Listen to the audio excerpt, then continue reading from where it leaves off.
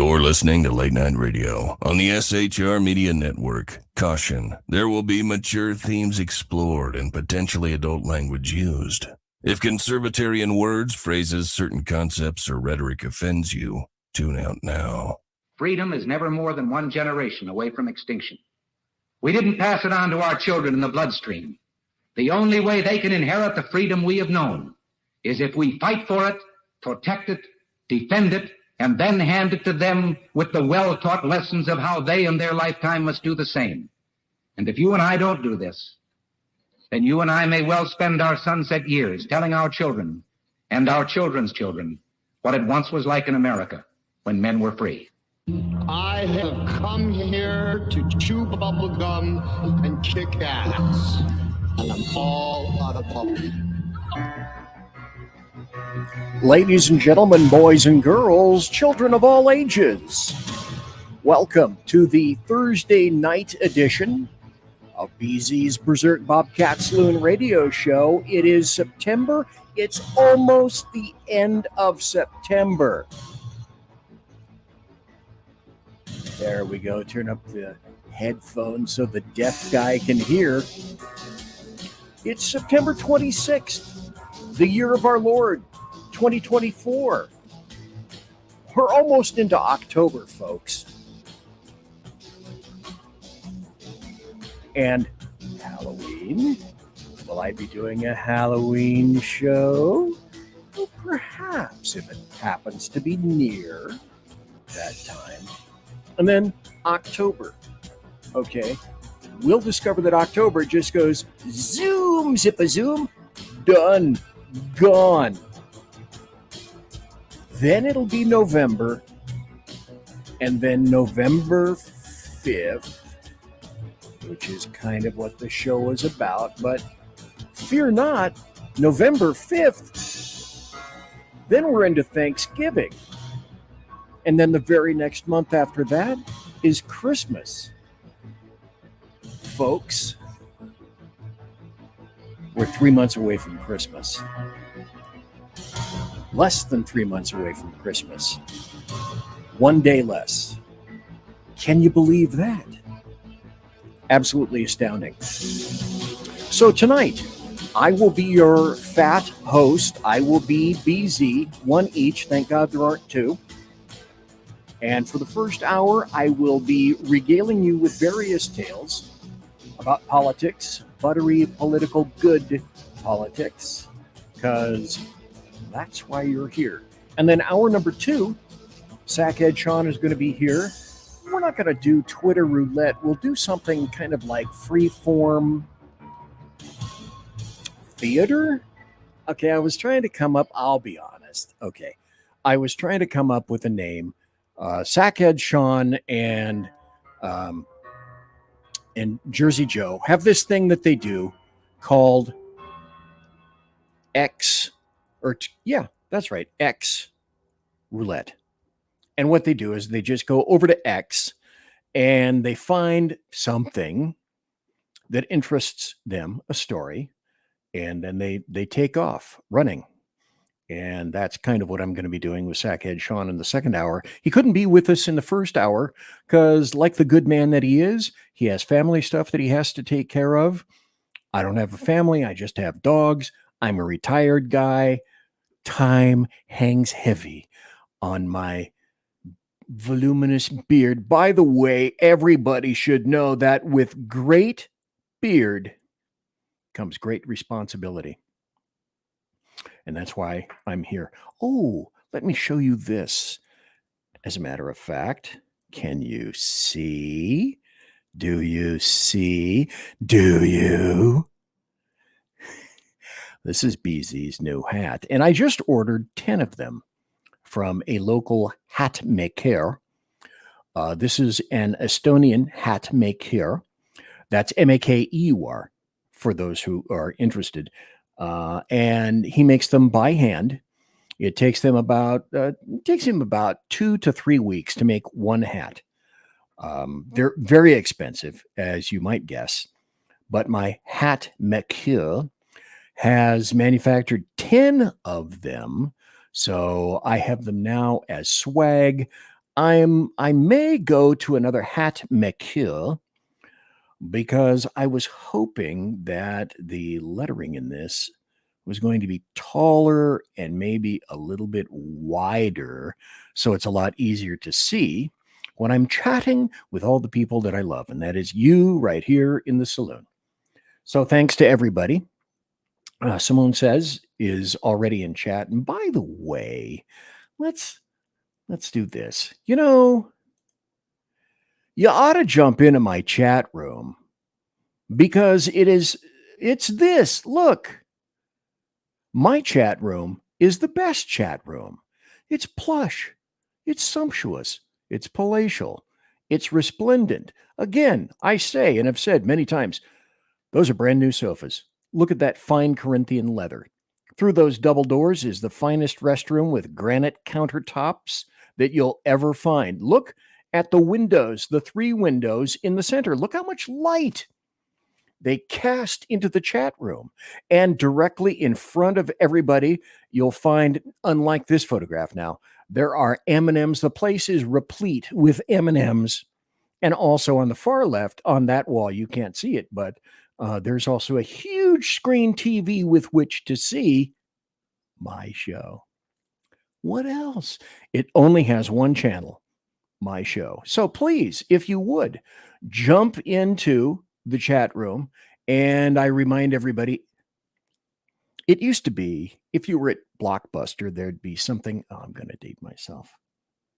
Hi, Mark. Hi, Mark. How you doing? How you doing, BZ? Hey, good to date yourself. Thank you. Thank you very much. Thank you for coming tonight. Remember, Blockbuster used to say, be kind, rewind. So I'm asking you tonight, please share the show while you're watching. That would be a wonderful thing to do. Also, if you happen to be on Rumble, please subscribe to the show. Pretty please subscribe to the show. Give me a nice old thumbs up. And you can watch the show a ton of places. We'll talk to HEAD Shaun about that when he gets here in the second hour. And we're going to go over all things SHR. SHR is really changing. So I have set the show tonight on autopilot, and I've sent it to Rumble, so you can watch the show on Rumble. And I'm trying, against my better wishes, I'm sending the show to YouTube. And for the first time ever, because it may work, it may not work, it may get my big fat ass kicked off. I sent it to Facebook. So that's an experiment. I'm not sure I'll survive it, but the new SHR and the other people, HEAD Shaun has come back, and of course, Jersey Joe is here. They're trying to reach more eyeballs. So essentially, I mean, you can get this show on Spotify. Yeah, we're on Spotify, iHeart, and as everybody else says, where good podcasts can be found. Good podcast. Nice podcast. Don't pee in the corner. Good podcast. Good waffle. So thanks to everybody for being here tonight. I greatly appreciate it. I want to start out with this. I asked Jersey Joe to be here tonight, and he could not make it. So let's give some prayers to Jersey Joe. And he is fearful that Hurricane Helene, which is coming towards him, he lives in Florida. He did live in Jersey, hence the name. But he's in Florida now, so he couldn't be here tonight. He lost power any number of times today. So if you would, let's keep Jersey Joe in our prayers and our thoughts and hope that nothing bad happens to his house. And speaking of bad things happening to your house, people have asked me to explain this, so maybe I will this one time. I customarily do. Oh, let's see. Yeah, that's up next. I customarily do this. Come on, producer. The bloviating Zeppelins, HeyJackass.com, Chicago death toll update. Let me stop that right there. One of the reasons people have asked me in the past, BZ, why do you do the Chicago death toll update? Aren't you making fun of the people who pass away in Chicago? We'll be doing that in just a few moments. And my answer is,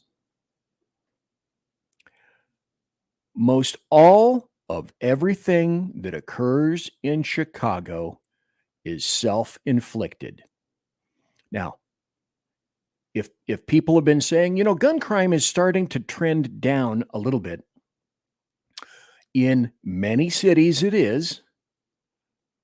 In DC, perhaps. In Baltimore, no bueno, not so much. And in Chicago, certainly not. It's still every bit as bang-bangy as it was for quite some time. So the reason I guess you could say I poke fun at Chicago and that people dying is not worth poking fun at. The reason I do this is because leftists know nothing except race and sex. So essentially, I am hoisting them on the petard of their own creation, because this is avoidable. And most of the people who are getting shot, the bulk of the people who are getting shot and killed in Chicago, are Black Americans. This is a shock to nobody, but I dare to say it because it's true. And I couldn't care less whether you like my paint job or you like the paint job of somebody else who happens to be in Chicago. I point this out most every show so that you can understand this place is a violent hellhole, of its own creation. And so with that, let us continue. The bloviating Zeppelins, HeyJackass.com, Chicago death toll update. Courtesy of every leftist running that city. From the mayor, police chief, and every autocrat in the 50 wards. This is from HeyJackass.com. HeyJackass.com, illustrating Chicago values. Chicago, the city of big shoulders and large gunshots. September to date, shot and killed 40, shot and wounded 202, total shot 242, total homicides 44. Week in progress, September 22nd to September 28th, shot and killed 6, shot and wounded 29, total shot 35, total homicide 6. Year to date, shot and killed 409, shot and wounded 1,932, total shot 2,341, total homicides 463. In Chicago, courtesy of HeyJackass.com, a person is shot every 2 minutes and 46 seconds, and a person is murdered every 13 minutes and 57 seconds. The bloviating Zeppelins, HeyJackass.com, Chicago death toll update. Courtesy of every leftist running that city. From the mayor, police chief, and every autocrat in the 50 wards. Now, let me point this out to you as well. I talked about on the last show, the city of Chicago wants to get rid of the shot spotter machinery. It's audio equipment that lets the police department know where gunshots are occurring. Now, the city of Chicago paid for this system, and now the mayor of Chicago has said, the mayor, Brandon Johnson, has determined that ShotSpotter is racist. So finding out where shots are occurring so that police can be sent to those applicable neighborhoods, that's racist. And Brandon Johnson wants to get rid of ShotSpotter, a tool that they paid for because it's racist. I don't know what the communities are called in the various areas around Chicago or in Chicago, but for whatever reason, shot spotters are not placed in the nice, Tony, upscale neighborhoods. And that's racist. Follow me here.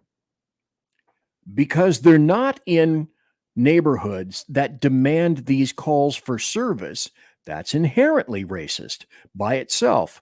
So Mayor Brandon Johnson, the contract expired, and now they're arguing in the council with the mayor as to whether they want to continue with ShotSpotter.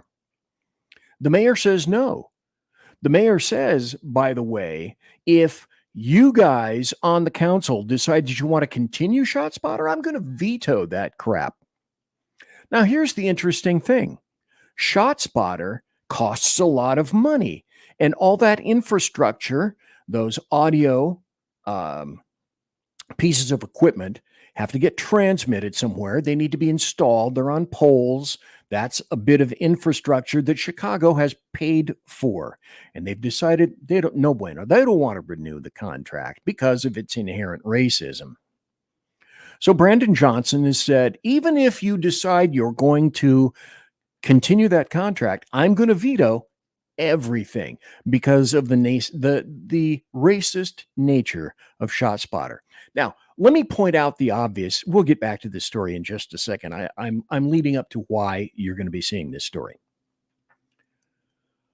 Who determined where these ShotSpotter stations were located?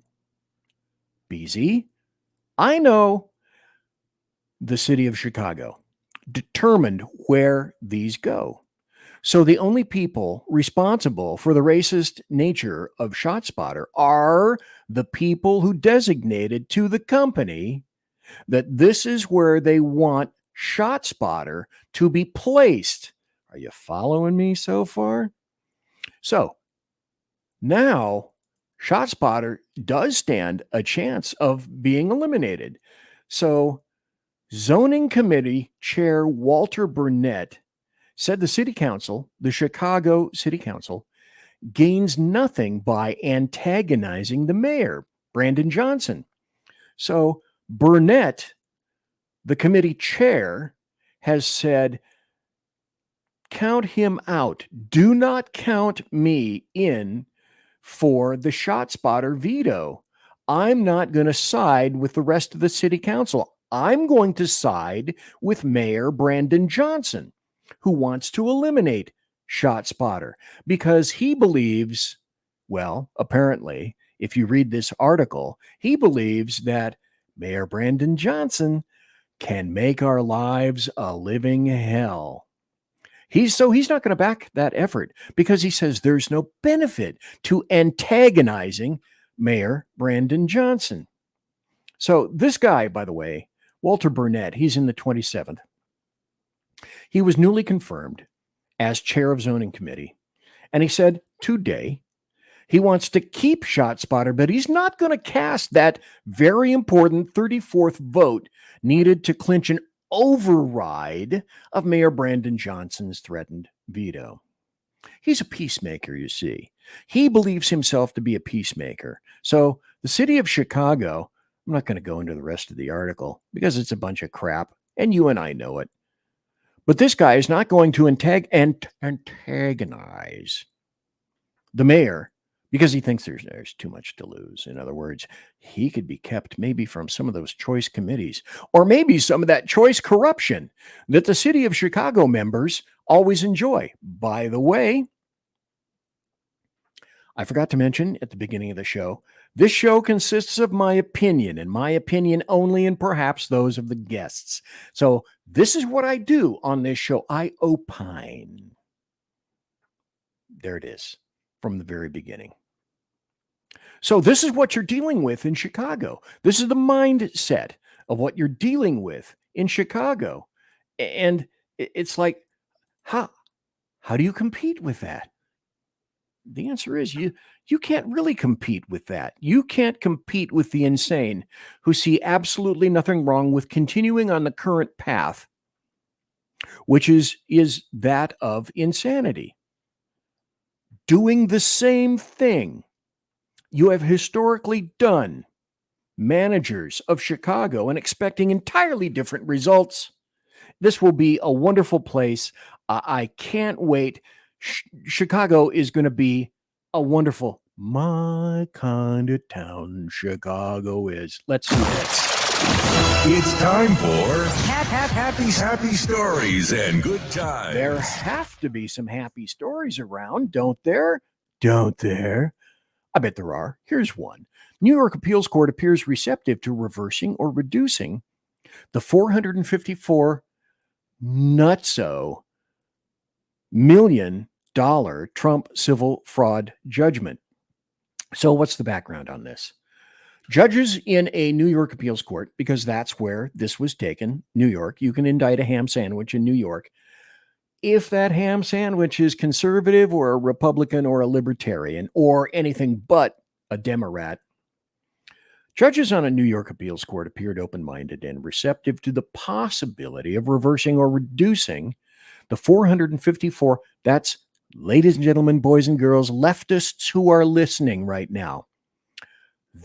Listen, kids, that's just about $500 million from the civil fraud judgment in New York Attorney General Letitia James lawsuit waged against former President Trump. So he appealed the civil fraud ruling and it demanded that he pay $450 million. And the former president's attorneys called New York Judge Arthur Engoron. If you ever watched anything about this dude, he's a nutcase himself. He smiles at the most inappropriate. You know how you get nervous or maybe you're around certain people that have certain mannerisms about that, and you think to yourself, okay, this is not a person that I want to be engaged with in any kind of conversation or action, because this person gives off all the vibes that they're creepy as hell. That's Judge Engoron. So a 5-judge panel on a New York appeals court in Manhattan heard oral arguments on the appeal on Thursday, and the former president was not there. But apparently, this jury is in fact going to consider either completely reversing or minimizing that ridiculously, you can think of that in no other way than it's punitive. The attempt is to bankrupt as much as possible or get rid of entirely, wholesale, Donald John Trump, OMB, Orange Man Bad, the guy with the dead orange cat on his head. Period. End of statement. Here's another happy story. This was great. I discussed this with Jeff Dunitz last week. Anxiety mounts as Lebanon reels from attacks. People across the country were avoiding their cell phones and unplugging baby monitors and laptops after 2 days of attacks on Hezbollah-owned devices that amplified fears of an all-out war with Israel. The fear spread quickly. And that's a happy story, because I want fear to spread quickly in Hamas and Hezbollah. Because here's what happened. Israel figured out a way to sell pagers and walkie-talkies and solar panels to Hezbollah and to a degree Hamas. And then having sold them as communications devices to terrorist groups, somehow, we're going to hear this story. I don't have the story to tell right now, but somehow, some Israeli dude or dudette decided how it is, well, let's make some money on these dips.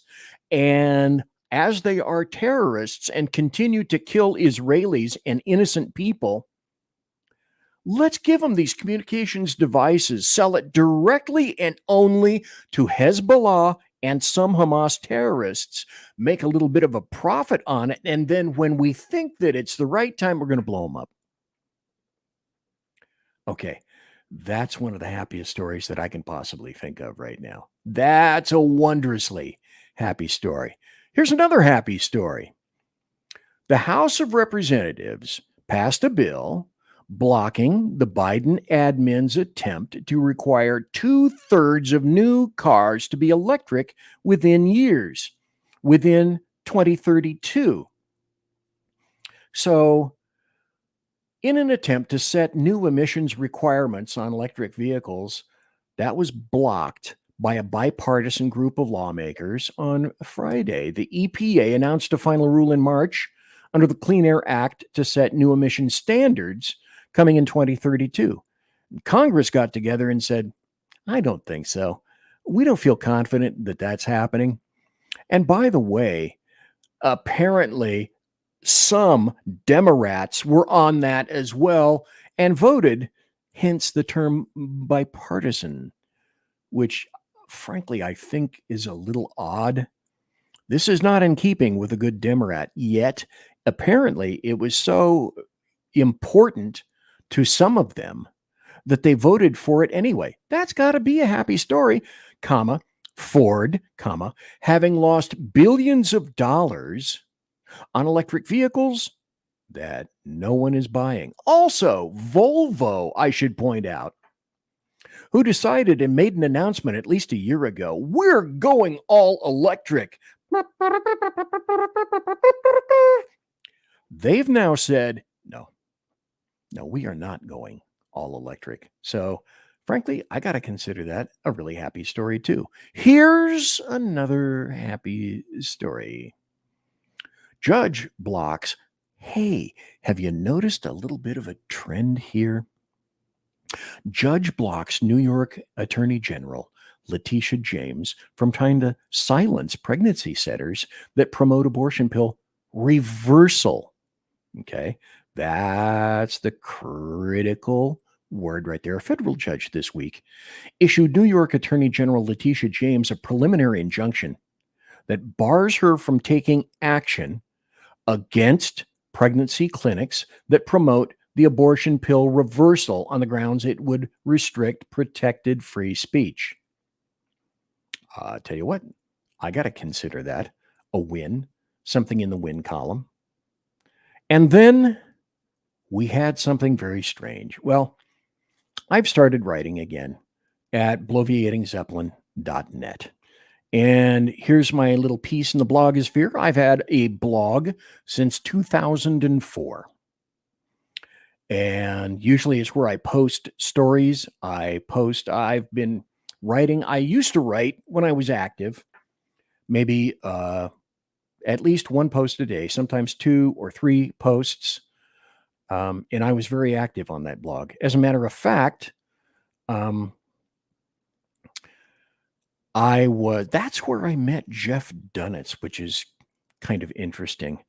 And by the way, in comments, look, in StreamYard, I'm getting comments from Sean Stroich. Hello and welcome. So good to see you in StreamYard comments. And maybe, just maybe, that means that all the other points in between, YouTube and Facebook, maybe they're still running too. In any event, what I wanted to discuss now, not necessarily about my blog, but the DOJ just recently came out and decided that, hey, you know what? It's kind of super cool to put a bounty out on former President Donald J. Trump, though, you know, he's already had 2 really limp-wristed, kind of wonky, not really very effective assassination attempts on himself. But again, I've said it before on social media, and I'm going to say it again. The DOJ and the FBI are nothing more than the weaponized arm of the DNC and leftists. Corrupt, they are the epitome, the epitome of corrupt, anti-American terrorist organizations. Now, maybe you would ask yourself, what is terrorism? And that is defined as the unlawful use of violence and intimidation, especially against civilians, in the pursuit of political aims. To BZ, that sounds like the perfect definition of terrorism by the DOJ at the hand of the FBI, which of course is the weaponized arm of the DNC and leftists. And with that, hold that thought. I'll be right back after this brief break Want to go to the restroom? Now's the perfect time. Conservative media done right. You're listening to the SHR Media Network. Hey, are you guys listening? This is Shannon from Right Way with Shannon and Mike in the AM on SHR Media. I know you've been wondering where we are and what's been going on. Well, folks, that's right. We're back. So please join us 7 to 9 a.m. Monday through Thursday on SHR Media, on Spreaker, iHeartRadio, and Spotify, and Facebook Live at 11 a.m. on Right Way with Shannon and Mike in the AM at Facebook. You don't want to miss a minute. We've got lots of guests, lots of segments, and lots of interesting things. And let's face it, there's nowhere for you to go, so you might as well tune in. Again, Right Way with Shannon and Mike in the AM. We're back live on the air on SHR Media, 7 to 9 a.m. Monday through Thursday, audio and Facebook Live, audio and video. Yes, we are going to do video. Facebook Live, Right Way with Shannon and Mike in the AM. Hope to see you soon. Want to make an immediate difference in the life of a critically ill child? You have the ability to do that right now. Make a donation to Dream Makers for Life, the organization that restores dreams to seriously ill children and their families. You can sponsor a dream pack for a child, which contains a clear PVC backpack, a dry erase board adventure coloring book, a journal, and dry erase markers to inspire a critically ill child to envision a future adventure and hope. Want to become a dream maker for life yourself? Go to dreamforlife.org. That's dreamforlife.org. Help a child. Help a family. There is always hope. Unleashed Jeremy Hansen, the most explosive pro-American podcast on the planet. Pro-MAGA, pro-Trump, pro-conservative. Come join the resistance. Fight for what really matters in America. 5 p.m. Central on UJHLive.com, Spreaker, iHeartRadio, Pandora, or MAGAbook.com. Come join the resistance and fight for America. Unleashed Jeremy Hansen.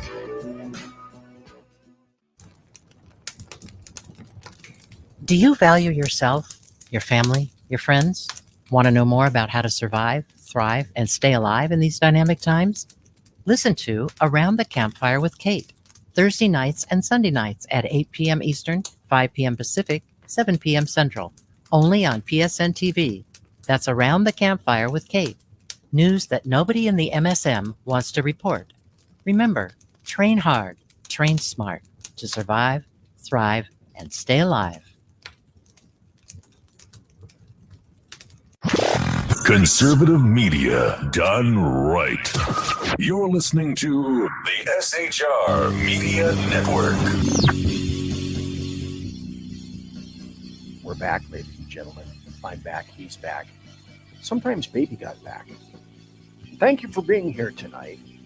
I was looking at some of the comments. If you get a chance, I would prefer, if I can convince you, to go to Rumble Chat, because basically I can only monitor one chat room, and I know that's kind of wacky, since apparently BZ, now you said you're sending a signal to shrmedia.com, and yes, I am. And you're sending a signal to Rumble, yes, I am. And you're sending a signal to YouTube, yes, I am, for a while, until YouTube decides to de-res me entirely. Not impossible. And I'm sending a signal to SHR Media on Facebook. Okay. That's 4 different places, 4 different chat rooms that I theoretically would have to monitor. Now, because this chat room happens to be right in front of me right here, someday I'll show you how this place is laid out. I've got a big 49-inch monitor all in front of me, and I've got 3 big pages that are set up here. And I happen to see that Sean Stroich is in the StreamYard chat, and I'm looking at Mike Pasqua, who used to be a commenter on the show since about up until about 2021. And then things changed because I changed and things changed and whatnot. So Mike asks, and it's a good question, and I'm going to answer right now. Oh, Sean Stroich, you're laughing because of a Jeremy ad, Jeremy Hansen. You may or may not know Jeremy Hansen is coming back. He's going to start his show. I have been trying to tell him, you need to get back. You need to get on the air. Some very concerning life issues have happened to him, and he's overcome a lot of them. And he has indicated that he wants to come back. So I'm all for Jeremy Hansen coming back. And if he wants to have a spot on SHR so that he can broadcast his show, I'm offering it. I've offered it to him before, and I'm offering it to him now. But Mike Pasqua had a comment in chat like, where did you go, BZ? And, well, that is a pretty good question. Gosh, I'm not getting to any of my topics today. That's okay. What the hell? It's my show. The answer is in 2019 to 2020, I was living in California, always spell it with a K. And I did the show from the SHR Media Studios that were maybe a mile and a half, literally downtown Sacramento. That far from the locus of evil on the entire West Coast, the Capitol building in California, always spell it with a K, the Bill Mill. And so we really were adjacent evil. And with all the other crap that had been occurring, and then the stupid damn lockdown from Wuhan 19, myself and Mrs. BZ decided, you know what? We have both had enough of this crap. We have had both enough, more than enough, of this oppression and tyranny in this state. So we started looking seriously to abandon California and go to a free state. And I have not said for a while necessarily where that was. Now, in 2021, I sold my house. I had a cabin up at about the 4,000 foot level off of Interstate 80 in the Sierra Nevada mountains. In 2015, I was almost burned out. I watched a wildfire, flames about 150 feet or more across the Bear River from me. I was in Placer County. The Bear River is the dividing line between Placer County and Nevada County, which is where the fire was at the time. And it was coming for us. I was home. It's like one of those things where, okay, you have 15 minutes to make a decision. What do you take out of your house? Let's just say that was really uncomfortable. And let's just say I got splattered with retardant because the wildfire was so close. The heat was of a nature that, unless you have personally experienced a wildfire before, is pretty much unbelievable. It has noise all to itself. And basically, I'll just say frankly, it's frightening as fuck. Extremely frightening. I don't want that experience. I wouldn't wish that on anyone. And that was it. It's like John Cleese in Silverado. You know, today my jurisdiction ends here. I've had it with this fucked up state. So I moved. Now, I didn't think I was going to be able to sell my house, because my insurance guy, when I called him saying, you know what, I'm moving. And he said, well, I hate to see you leave, but that's good because next year we're going to cancel your policy. We're no longer rewriting policies in wildfire areas. Thanks for the update. In other words, if I hadn't called him, he was not going to tell me next year, and I'll name them, farmers just decided, well, we'll just cancel your ass next year. We're not going to let you know it's coming. That was it. Oh, and PG&E. Good, happy, good-natured Pacific Gas and Electric. They have PSPS, something safety power shutoffs. And they kill your power. Now, when they kill your power, that's not so bad. When they turn it back on, they blow crap.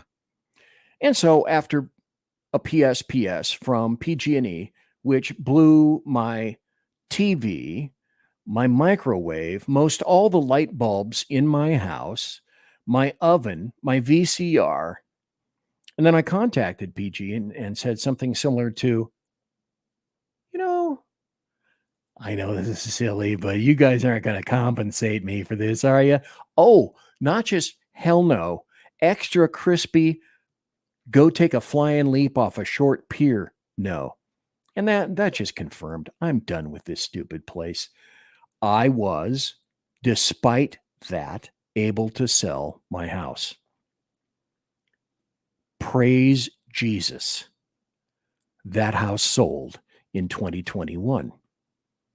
Now we had to sell my wife's house, and we did so the next year. And that was in the middle of Ghetto Central. And again, we didn't think that house was going to sell. It was in a terrible neighborhood. I made the mistake while I was still employed of running everybody in that neighborhood for parole or probation. Most everybody in every house there, except for about maybe 2 on that street. One of them was mine. Were on parole or probation. And we went back, and another story, looking for a new rescue dog. And her neighborhood was 2 to 3 times worse, junked up than it was. So bad. We are so glad that we left. So we bought a house in late 2022 in North Idaho, an actual free state. And because we had 2, I'll be 74 this year. I'm not a spring chicken. I don't move crap as easily as I did when I was in my 20s and 30s, and neither does Mrs. BZ. And so it took us a while to move. We had 2 households. Normally when people get married, they consolidate their households and put everything together, and then they decide what they're going to keep, that sort. We had to do that after we got here. We tried to get storage lockers, storage facilities. They were all, couldn't get one. And we finally got not one, we had to get 3 for the amount of stuff that we had. So that's my claim to fame, Mike Pasqua, and also Sean Stroich. And again, thanks for being here. And there's Mike in Rumble Chat. Thanks for being there. I appreciate that. Rumble Chat. I had a cat named Rumble Chat. Rumble Chat. Anyway, that's where I've been. I started the show back occasionally, now and then, since January of this year. Ideally, I wanted to be back to my regular schedule on Tuesday and Thursday nights. I'm mostly back to my regular schedule of Tuesday and Thursday nights, as I call them, select and exclusive Tuesday and Thursday nights.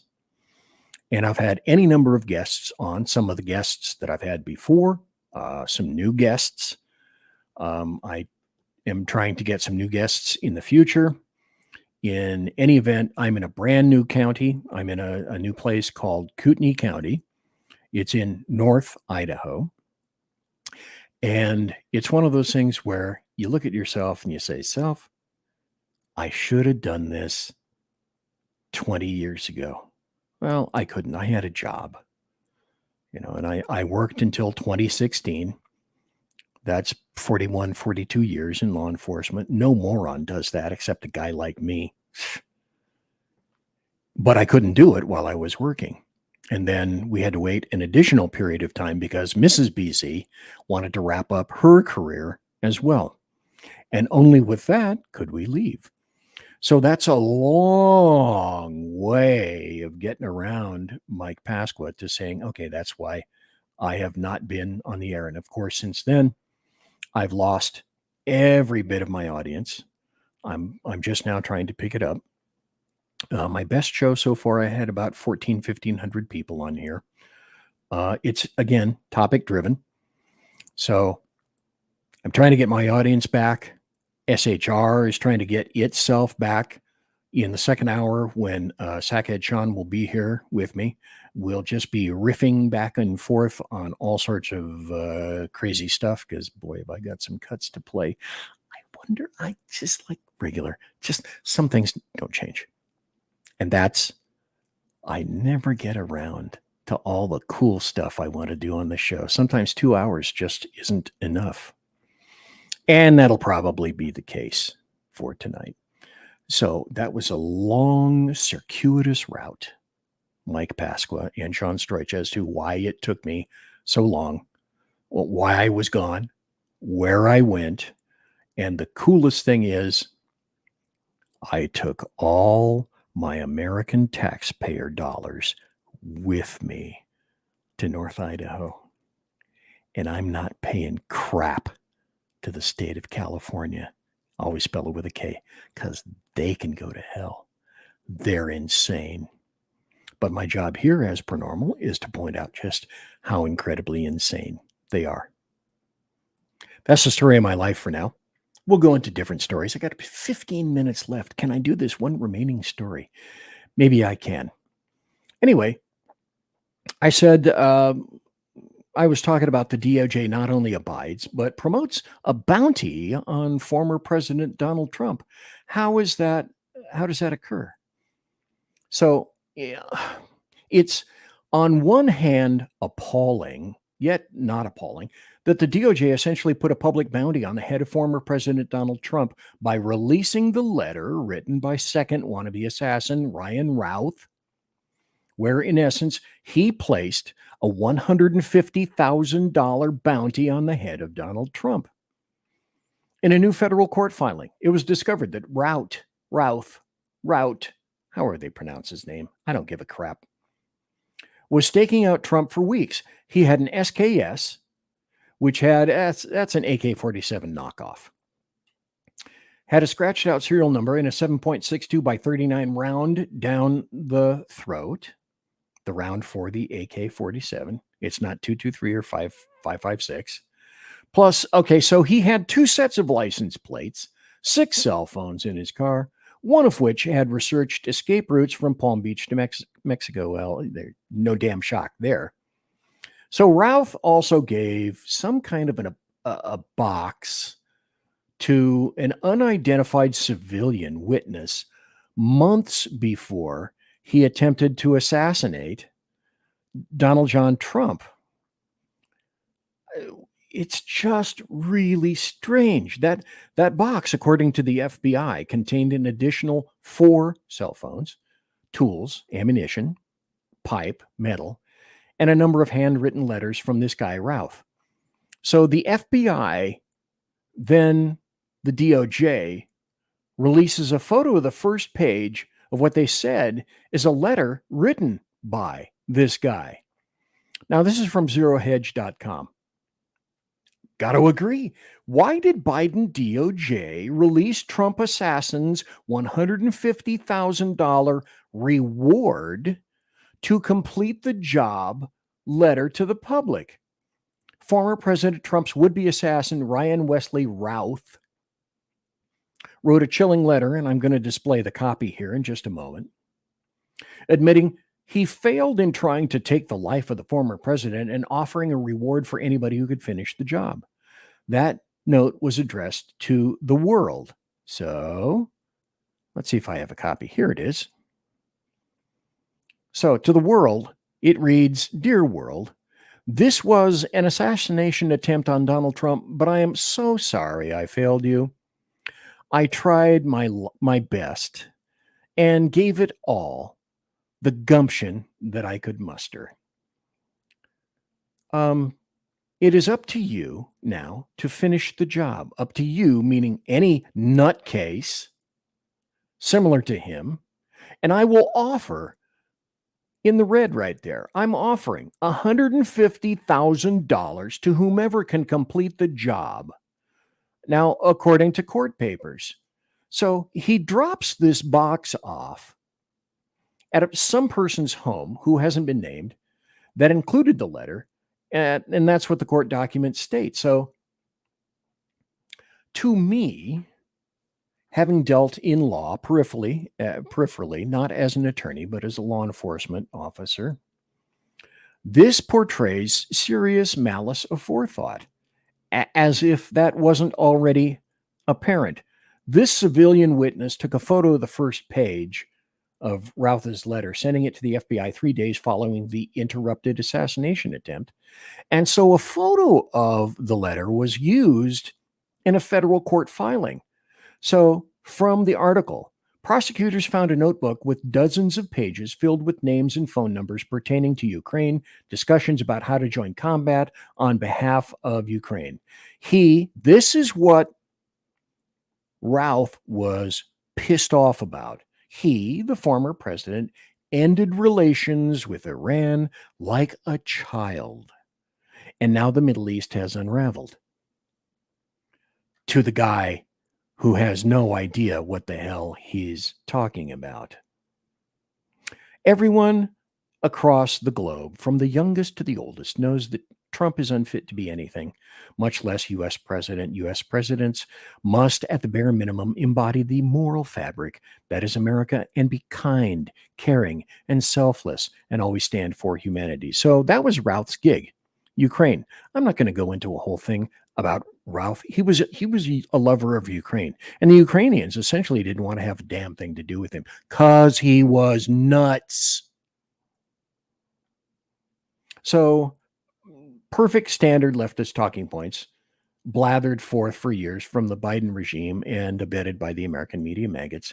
The letter stated that Routh had failed to assassinate Donald Trump. And hey, here was $150,000 to anybody who could complete that mission. What the hell? What was going on? Well, let's find out. Keep walking! Who said the note was left behind by the man accused of hiding out with a gun near Donald Trump's Florida golf course in an apparent bid to kill the former president. Ryan Ruth appeared in court on Monday and is charged with 2 gun crimes after he allegedly pointed a rifle through the bushes while Trump was playing golf at his course in West Palm Beach. Of course, the deal is we don't really know all the stuff about that. The Secret Service is a cluster. Folks, have you noticed, really? I'm trying to minimize my F&S words these days to make myself maybe, sort of, a little bit more appealing. So in that story, which I'm not going to play because I'm running out of time, it's pushing time towards 9 o'clock. I got about 8 minutes to 9. I got about 8 minutes to 11 Central, and I got about 8 minutes to midnight Eastern time. And it's 1749.723.5, Grote Cluster 4, paragraph 2, drawer 5 in Bolivian time, but I could never understand Bolivian time.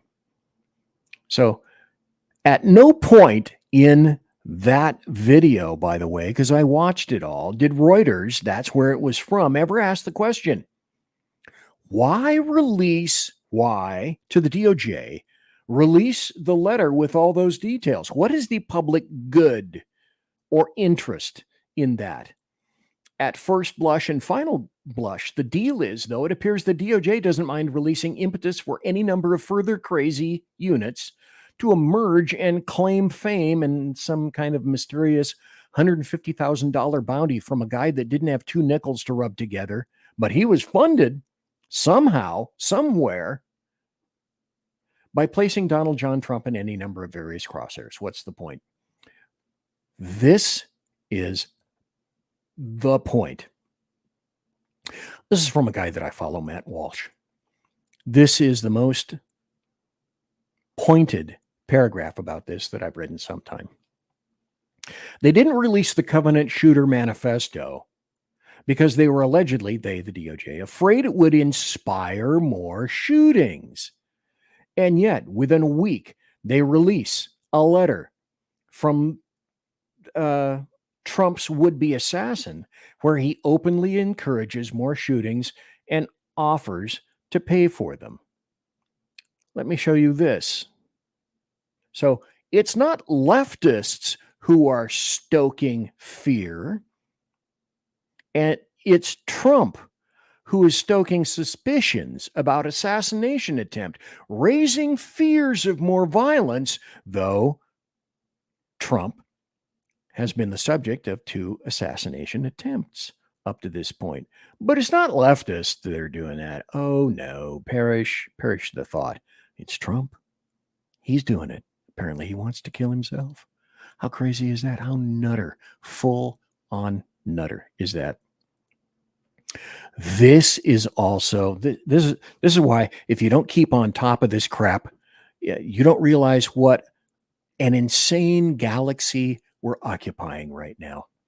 Even TDS infected former Attorney General Bill Barr said in a statement, this is a headline, former AG Barr dumbfounded at DOJ's decision to release letter of Trump would-be assassin. Bill Barr, it served no purpose other than to risk inciting further violence. So when they released the letter on Monday, Barr, of all people, said he called that decision rash and serves no purpose. Why? He said, I was dumbfounded that the DOJ made public this morning the contents of the letter. Left with an acquaintance prior to the attempted assassination of former President Donald Trump. Okay, now, as you well know, there were mitigations available, right? Because they're the DOJ, they're the FBI. They are the final determinants of what is released and what isn't. And Barr said, and rightly so, even if DOJ thought it was important to provide the letter to the court, it could have been redacted. It could have had the inflammatory material redacted or arranged to have the letter submitted under seal. It was rash to put out this letter in the midst of an election during which 2 attempts on the life of President Trump had been made already. All of a sudden, Bill Barr is flashing common sense. Where did that come from? That's really strange. I don't get that. Okay, because even Bill Barr knows how dangerous, under today's obviously heated and violent circumstances, the contents of that letter were. So he'll handle the water to a great degree of Democrats and leftists. But apparently there's even a line that he won't cross. And let me repeat what he said. Release of that letter served no purpose other than to risk inciting further violence. Stopped clock, Bill Barr. Meet Bill Barr. Write twice a day. Therefore, okay. See, you have to look at this stuff. And you can't look at it singly. You have to look at it as a series of events and notice where things are going. You have to look for the commonalities, and you can't look at one event in a vacuum. You have to look at the totality of circumstances and how these things play out. So and this is how my little fetid, knurled mind thinks. As with the prior actions and inactions of the U.S. Secret Service that we have all witnessed, we've all watched, we've all seen, you can only draw 2 conclusions out of this. And if there's a third or a fourth or a fifth, let me know, because I only see 2. It's a binary conclusion. The first one is that the DOJ is utterly thoughtless and inept. Or, number 2, this was an absolutely intentional release. How else can you view this? I don't see any other way of looking at it. And I've got some people in the chat room. Sincerely Nuts is in the chat room, along with Mike. And Simone says, and thanks for being in the chat room. I got about a minute to go before the top of the hour and before I take a break. And then Sackhead Sean will come back with me after the top of the hour. So it's this. It's no secret, zero secret, that the alphabet agencies, most all of them, despise Donald John Trump with every little last fiber of their being and have been actively working against him, which means they have been actively working against the actual American people, you and me, since before Trump descended the stairs at Trump Tower in order to formally announce his candidacy for president. Said this since 2017, reaffirmed every year, and oh so clear now. It has been an ongoing and vigorous soft coup against a presidential candidate, a presidential nominee, a president-elect, a sitting president, and now a presidential nominee running for his separated second term. The goal is to eliminate Donald John Trump by any means necessary, up to and including assassination. Twice. Conservative media done right. You're listening to the SHR Media Network. It is he that is me, bringing perspective from across the sea. Join me, Jack Alexander, 4 days a week for the Jack Alexander Experiment podcast, as I take a unique outsider's look at the news and issues affecting life and liberty here in the USA. I'll show you what the mainstream media refuses to. Politics, border security, defense, healthcare, travel, nothing is off limits. Catch the Jack Alexander Experiment podcast each Monday to Thursday on Facebook, YouTube, and everywhere good podcasts can be found. Also, check out the website, www.jackalexanderexperiment.com. Come listen to the Bloviating Zeppelin's Berserk Bobcat Saloon Radio Show, Tuesday and Thursday nights at 11 p.m. Eastern, 8 p.m. Pacific, for the best in late-night conservatarian wireless talk radio at shrmedia.com. Raised as a free-range child with dirt and freedom, BZ is broadcasting behind enemy lines in occupied California. Jump into our plush, sumptuous, palatial, and resplendent chat room at shrmedia.com. Now, with 18% more umbrage and 20% more bulbosity than previous shows, and with delicious Liberty additives. Remember, BZ realizes that with great beard comes great responsibility. No chinchillas were harmed, embarrassed, or the focus of any sarcasm whatsoever in the making of this ad. It's your business diva here, Melanie Collette. I am inviting you to a front row seat as I discuss some of the most intriguing details of wealth and finance with today's movers and shakers in the world of business. Listen in and discover financial truths on a global, domestic, and household scale. Uncover topics that will impact your wallet today and in the future. Money Talk with Melanie airs Monday through Friday, 5 p.m. East, 2 p.m. West, right here on SHR Media and High Plains Pundit Talk Radio. You can't afford to miss it. After 6 years covering terror and corruption, the Unpleasant Blind Guy is making a change. I'm Dave Milner. Join me on Spreaker and YouTube through SHR Media and on the Western Free Radio Network as I team up with Jeff Mitchell, host of the English Defense League radio show on blogtalkradio.com. Check show pages for airtimes. It's the Unpleasant Blind Guy. On EDL Radio. There's no surrender, ever. Because truth is not always pleasant.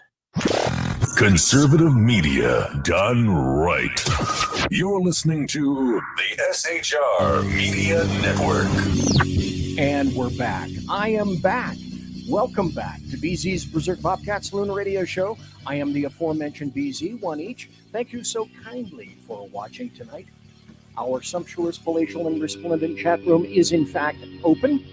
Hit live chat in order to enter. You can also watch the show not just on rumble.com, but also, let me see if I can go here. Oh yeah, shrmedia.com. Go to shrmedia.com.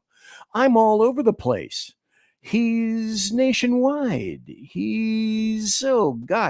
Hey, and I've got people that are in StreamYard chat. They have transmogrified and moved like a flailing ocean, over to rumble.com chat. And with that, the act you've known for all these years. Here is the Edge of Liberty, Sackhead Sean. Welcome to Sean. How you doing, sir? Good evening, sir. How are you? Oh, I'm just bulbous. Yes, this is very true. I can absolutely confirm that. What part of what I just said is factually incorrect? Nothing. Okay. Nothing. All of it All is right. actually true. That's You are incredibly bulbous. I am. Bulbous. In our ossicles, we hear this cry of glory. You know Bulbous. what I just What? You know I what was I going to just sing a realized? song. No, I know, and I'm trying to save your audience from that. Ooh, why to the moon, Alice. To the moon, Alice. Hey, I'm just a guest here. You know what I did notice? What did you notice? Normally, and for those who don't understand how StreamYard works, but usually I come in as a guest, but because I am listed under BZ's StreamYard as I could broadcast here if I wanted to, and I could, but I have all of the controls in front of me, and I also have the ability to do this. Welcome to the Edge of Liberty. I'm just kidding. Okay, that shit's not funny. All right. I had no idea. Do you understand? That shit is not funny. Not anymore. I'm like, he foolishly gave me total control. What kind of a lunatic would Well, do that? you're co-control creator, kind of co-control creator kind of guy. All right. It's a pleasure to be here, sir. Would it shock you if I were to tell you something similar to, you know what? Over here, I have all these tabs that are lined up Oh, no. for things that I was going to do before you got here. And Sackhead Sean, how many of them do you think I got to? Give me a number. I'm 20. No. I think let's see. You got to less tabs than I finger on my left hand, and I do have all 5. So I think that you probably got to 2, maybe 2. 1. Okay.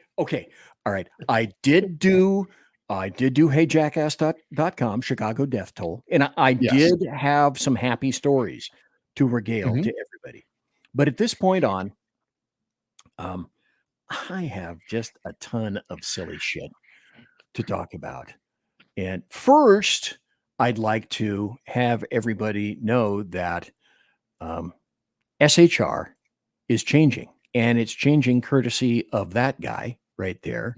But as I'm talking to you right now, it is that guy right there who has, hey, say hi to Leah in the background. I see her. Yeah.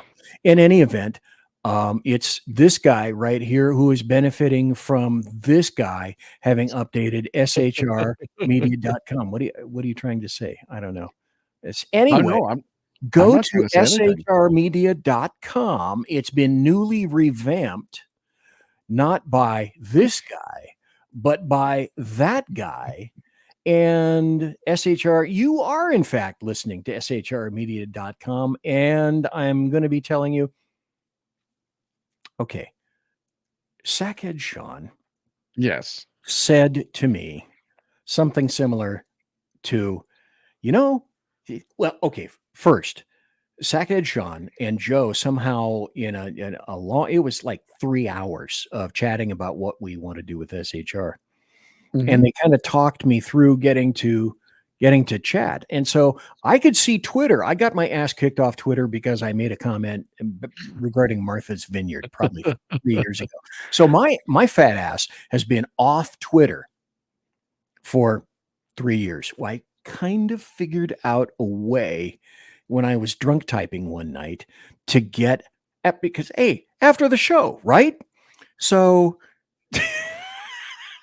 trust me, I know. Yeah, I know. Yeah, you don't know anything about that. You do not drink bourbon, not around this house. So in they large kind of amounts. showed me how to get back because, if I wanted to be on Twitter, I had to go to the computer, which is right behind me over here where it says BZ Saloon. But I liked Twitter when I could do it on the phone. I couldn't do it on the phone for whatever reason. Twitter, X, recognized my phone. So Sean and Joe kind of figured out a way for me to get back on the phone, and now I'm the king of the world. I can rule all that I see. So I am back on Twitter at BZ's Saloon, at BZ's Saloon. So thanks to this guy right here for getting me back on Twitter.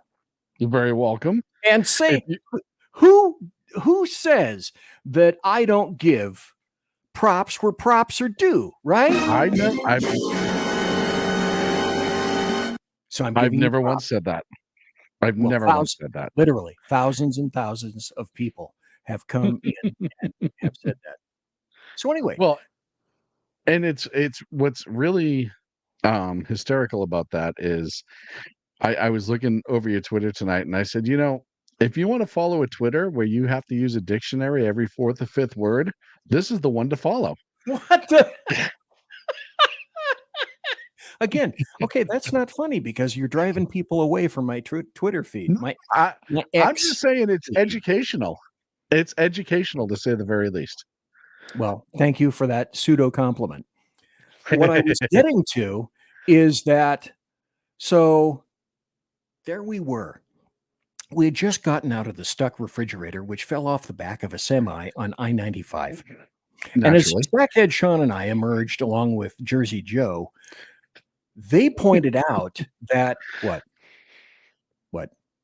They pointed out that AI was cool. And I wish I had them right here. So you guys loaded new logos for Edge of Liberty. And so we're going to have you tell everybody about that show in just a minute. So you uploaded what I thought were 3 to 4 really cool AI generated logos of Edge of Liberty, your new show, which is on Monday and Fridays, featuring Edge of Liberty, who is Sackhead Sean at noon Pacific, which would be 3 p.m. Eastern. So Sackhead Sean, take it away about your show, Edge of Liberty. Yeah, Edge of Liberty was around a long time ago. I know BZ, you definitely remember my first iteration. It was a AM show that I was doing during the day. It was actually out of Philadelphia. And hold on a second, because I just realized something that I can do too. Oh, what? Can you put that in there? Oh, cool.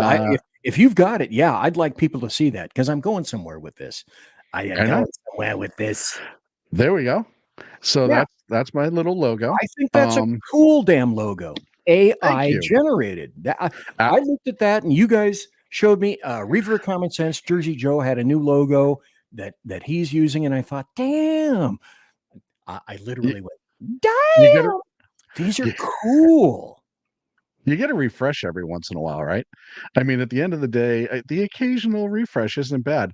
I'm a fan of my alternate logo too, which I'm going to share before I keep going on my, what's the word I'm looking for? Okay. Flabbering. There we go. I think that's kind of cool one too, of the Patriot crossing the line. I thought that was kind of neat. Good and point. a very, Good point. I like that one too. And I still don't know who the Roman guy in the toga is off in the edge over here. That's kind of getting to my point. But, I go back to there has to be some good to it. So anyhow, the Edge of Liberty, it was a show that I was doing Monday through Friday, actually, out of Philadelphia. I was on the West Coast and I was broadcasting on the East Coast on an AM station, and did that for about a year or so. And it just became too much at the time. I was doing Sackheads. I was making appearances with you. I was running SHR, same reason why I took the big break to begin with for a long time. And then kids and everything else. So when I started to come back, Jersey Joe and BZ hooked me back in, which is exactly what I said was going to happen, did happen when I started getting invited on a regular basis. So here we go. I come back and I said, I want to do something different. Obviously, Sackheads was my history, and Sackheads was kind of my flagship for a long time. And I loved doing Sackheads, but, doing a solo show, it's different. hello.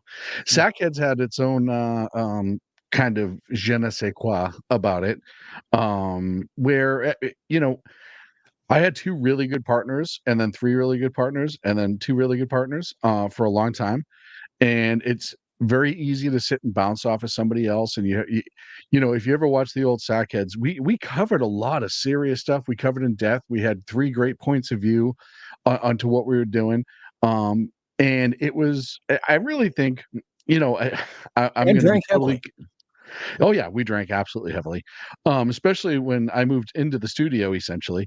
But considering where we started from with Sackheads and how SHR Media started, we were kind of the early chargers, if you will, into the podcast world. And a lot of people can say, "Oh, that's not true," but we started in the end of 2013.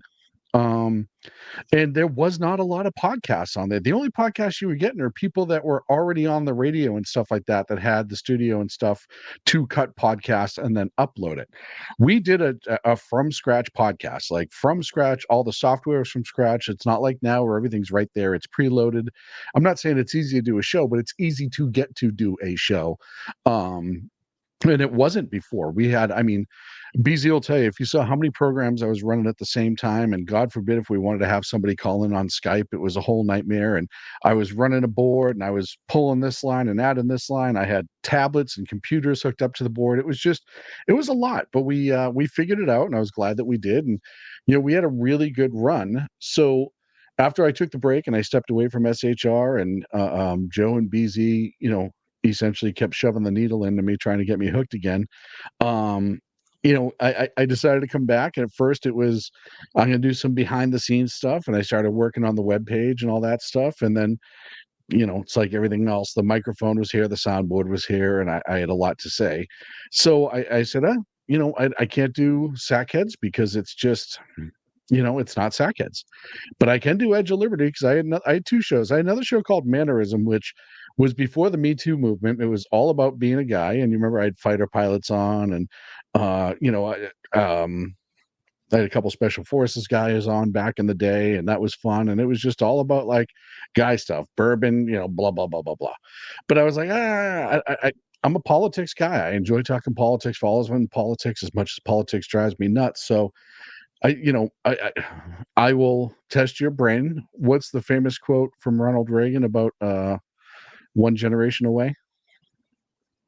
Oh, damn it. If I'd known you were going to do that, I would have gotten a producer. Wait a minute. I don't know. Do you have it ready? Do I have it? Freedom is never more than one generation away from extinction. Exactly. We didn't pass it on to our children in the bloodstream. The only way they can inherit the freedom we have known is if we fight for it, protect it, defend it, and then hand it to them with the well-taught lessons of how they in their lifetime must do the same. And if you and I don't do this, then you and I may well spend our sunset years telling our children and our children's children what it once was like in America when men were free. But freedom is never more than one generation away from extinction. Quiet. How do you love me now? Huh? How do you love me now, mister? Do you love me now? How do you love me now? You're asking for that, and all of a sudden I had it, and there it was. And this is what happened to you, okay? Just when I thought I was out, they pulled me back in. Yeah, very much That's so. Exactly what happened. It is what happened. So and where I came up with the Edge of Liberty, the name is, some people think that we're just balancing through liberty. And I didn't look at it that way, as because I ran with that Ronald Reagan's quote a little bit as to, we're always on the edge of tyranny, but as long as we can stay balanced in liberty, we have a fighting shot at remaining free.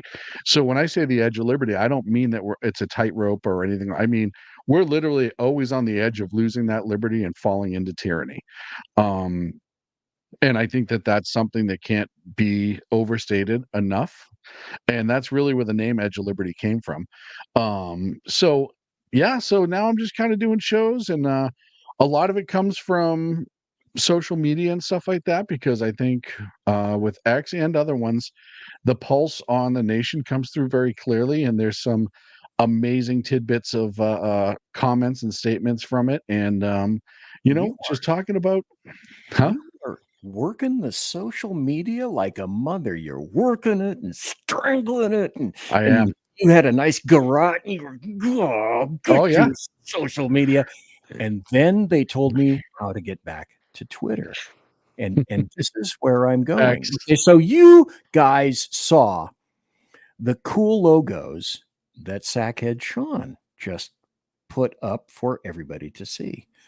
So the fat unit here thought, wait, now if they can do some logos, maybe I can do some logos. So I decided that I was going to do two types of logos, one for the show and one for SHR.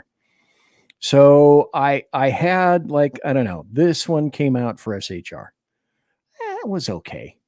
Not bad. No, it doesn't really fit the feeling of didn't- SHR as a it- network, right? Yeah, it didn't really jazz me that much. And then I did No. this one. Not bad if you don't mind black and white. That's okay. Yep. And for your listeners, before you go jumping all over the place, remember I am that jumping all over the place. remember the 20-minute conversation I had to have with the old bastard to explain how it worked and how you needed to communicate with it. And that you couldn't just yell at the screen, show me a picture. Bless you. God bless you. You just minimized it to 20 minutes. The truth is, it took about an hour. So again, that's why you're getting a Christmas card for Christmas at Christmas. That is to say, a Christmas card. So then like I said, I tried this one. That wasn't bad. A little bit, It was a little okay. bit. It starts getting closer, a little warmer, right? Closer. It's getting a little closer. And then I already did that one. Then this one, that wasn't. It's a little ostentatious. I was doing the wings microphone kind of thing. All right, not that bad. And then it wasn't bad. It was a little. No, it wasn't bad. Like there have been worse. Yeah. And then I did this one. Much better. I kind of liked that one. I really like that one, actually. Like that one. And again, I'm going somewhere because I'm showing you the good stuff right now. Mm-hmm. And then I went to and I found this one. Right. I kind of like that one too. Now it's weird because they'll do these in different styles. Right. Like this is kind of cartoony. Yep. And this one was more detailed. You don't know what you're going to get. If the American flag pattern was in the wings, that one would actually be fantastic. The less cartoony one. Oh, if on the wings that one is not bad. Yeah, that would have been great. But wait, then there's more. Then I decided, hey, why don't we do something for the saloon? Actually, what he decided was, hey, I'm drinking. Let me start messing with AI while I'm drinking. Go on. Okay. All right. And I knew you were drinking by how you were texting me. Alcohol may have been involved. Yeah. Sure. Not saying, not cementing it into the conversation. There may have been a little bit of a hint. By the way, it's like potatoes, potato water. It's like the rest of the vegetable kingdom. They're not doing anything. It's like they're not even what trying. The hell? So this is my first. You say that, but corn produces some good bourbon. Not bad. Okay, so I will cede that. So this is my first. I really wish I was in the room with the old man playing with technology. This is my first attempt, and where this came from, I don't know. Why did they think that George Clooney and a kitten on my shoulder was BC's saloon? Please leave that up. Please leave that up.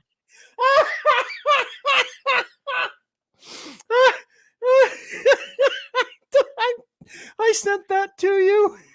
I want to know what you prompted that with. That had to be like old guy with the beard with the cat. And there had to be angel wings. I see angel wings being a constant theme in yours. I was looking for wings to be like eagle wings, like wings of power. What I discovered is that AI, at least through Twitter, they don't get angel wings. They don't get wings of power. So then I got to do this. Then I got this one.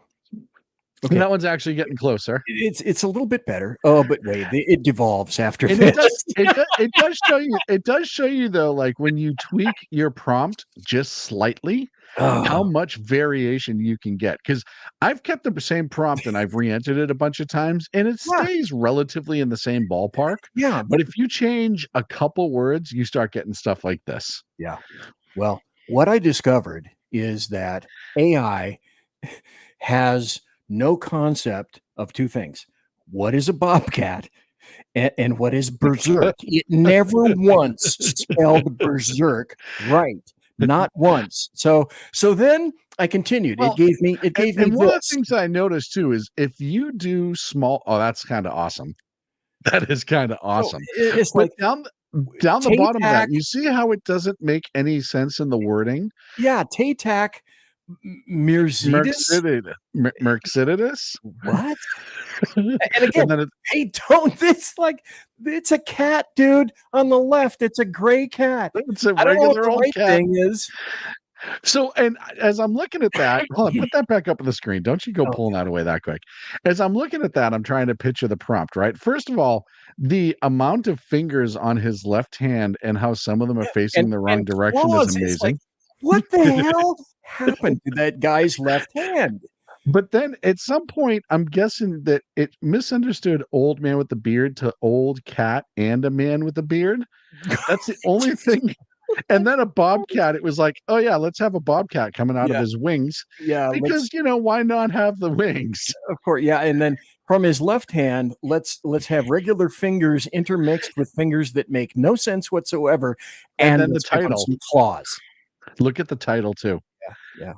BZ's. No. Up top. No. It's Oh, yeah. BZ's. BZ's. It's right. Alloon. It's BZ's Alloon. You can't write this. I'm sorry. You can't write this. So then That's I got incredible. I got this one. A slight difference.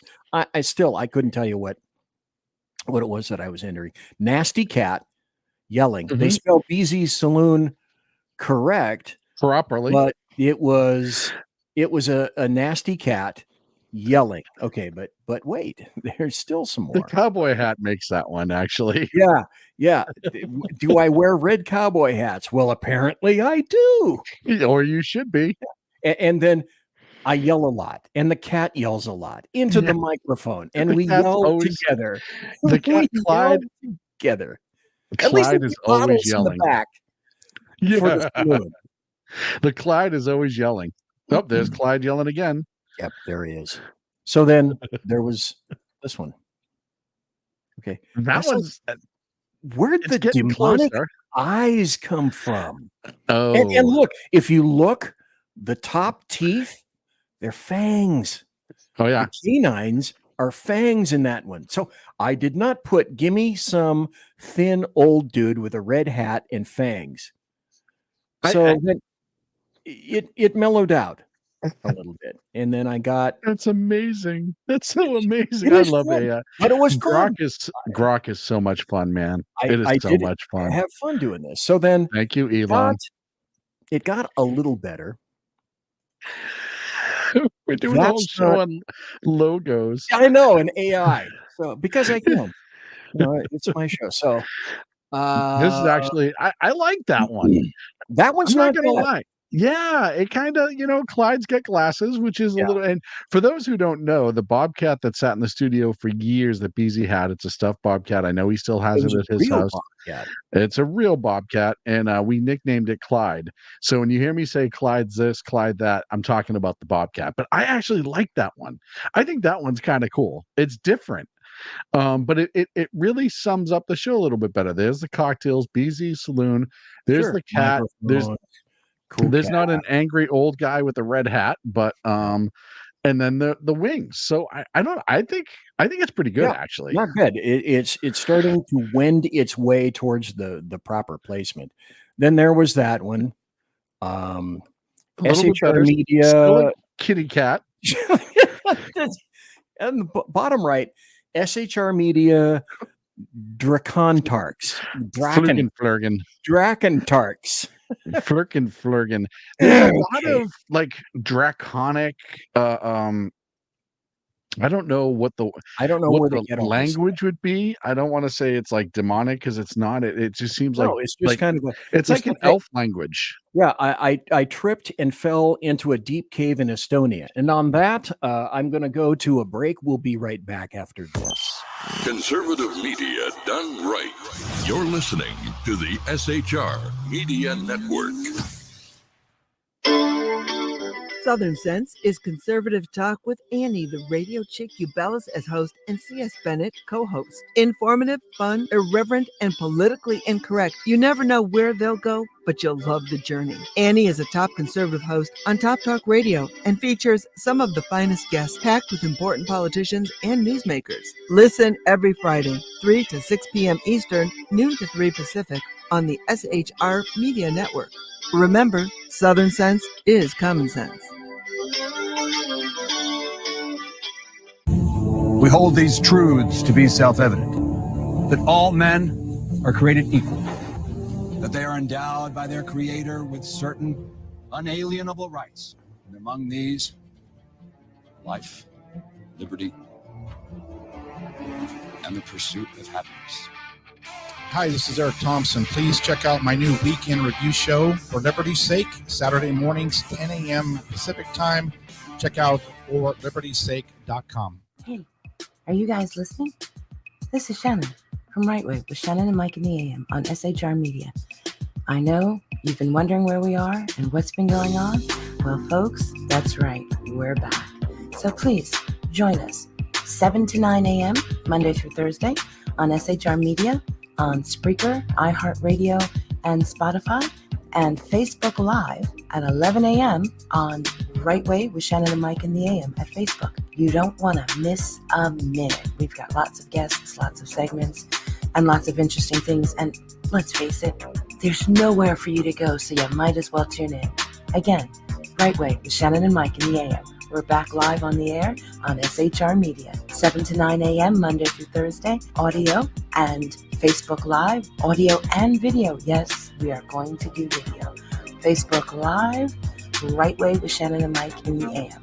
Hope to see you soon.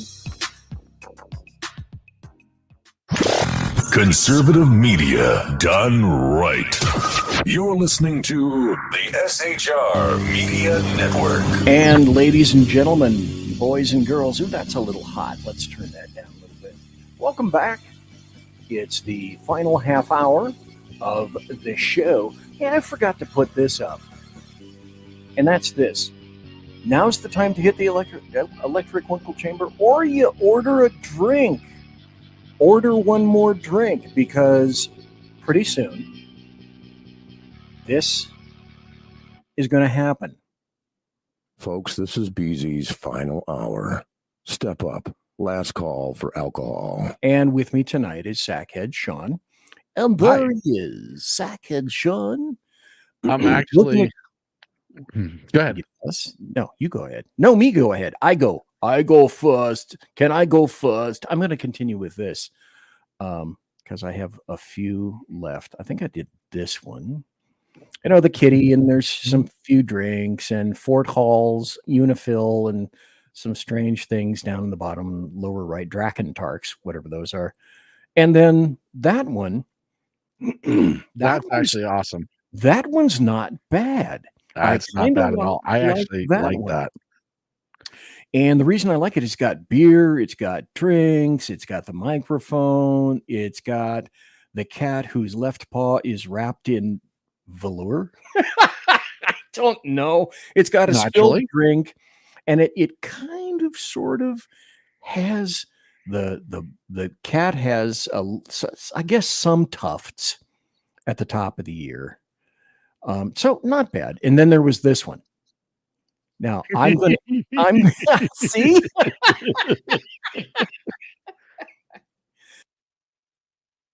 I'm going to add some lettering to that. I think that's a good one. I kind of like that. The graphic is good. It's like one of these things where the mic, the background and the mic and the cat are a lot more detailed, and that's why, you know, sometimes you get things that are not very detailed like that or like that.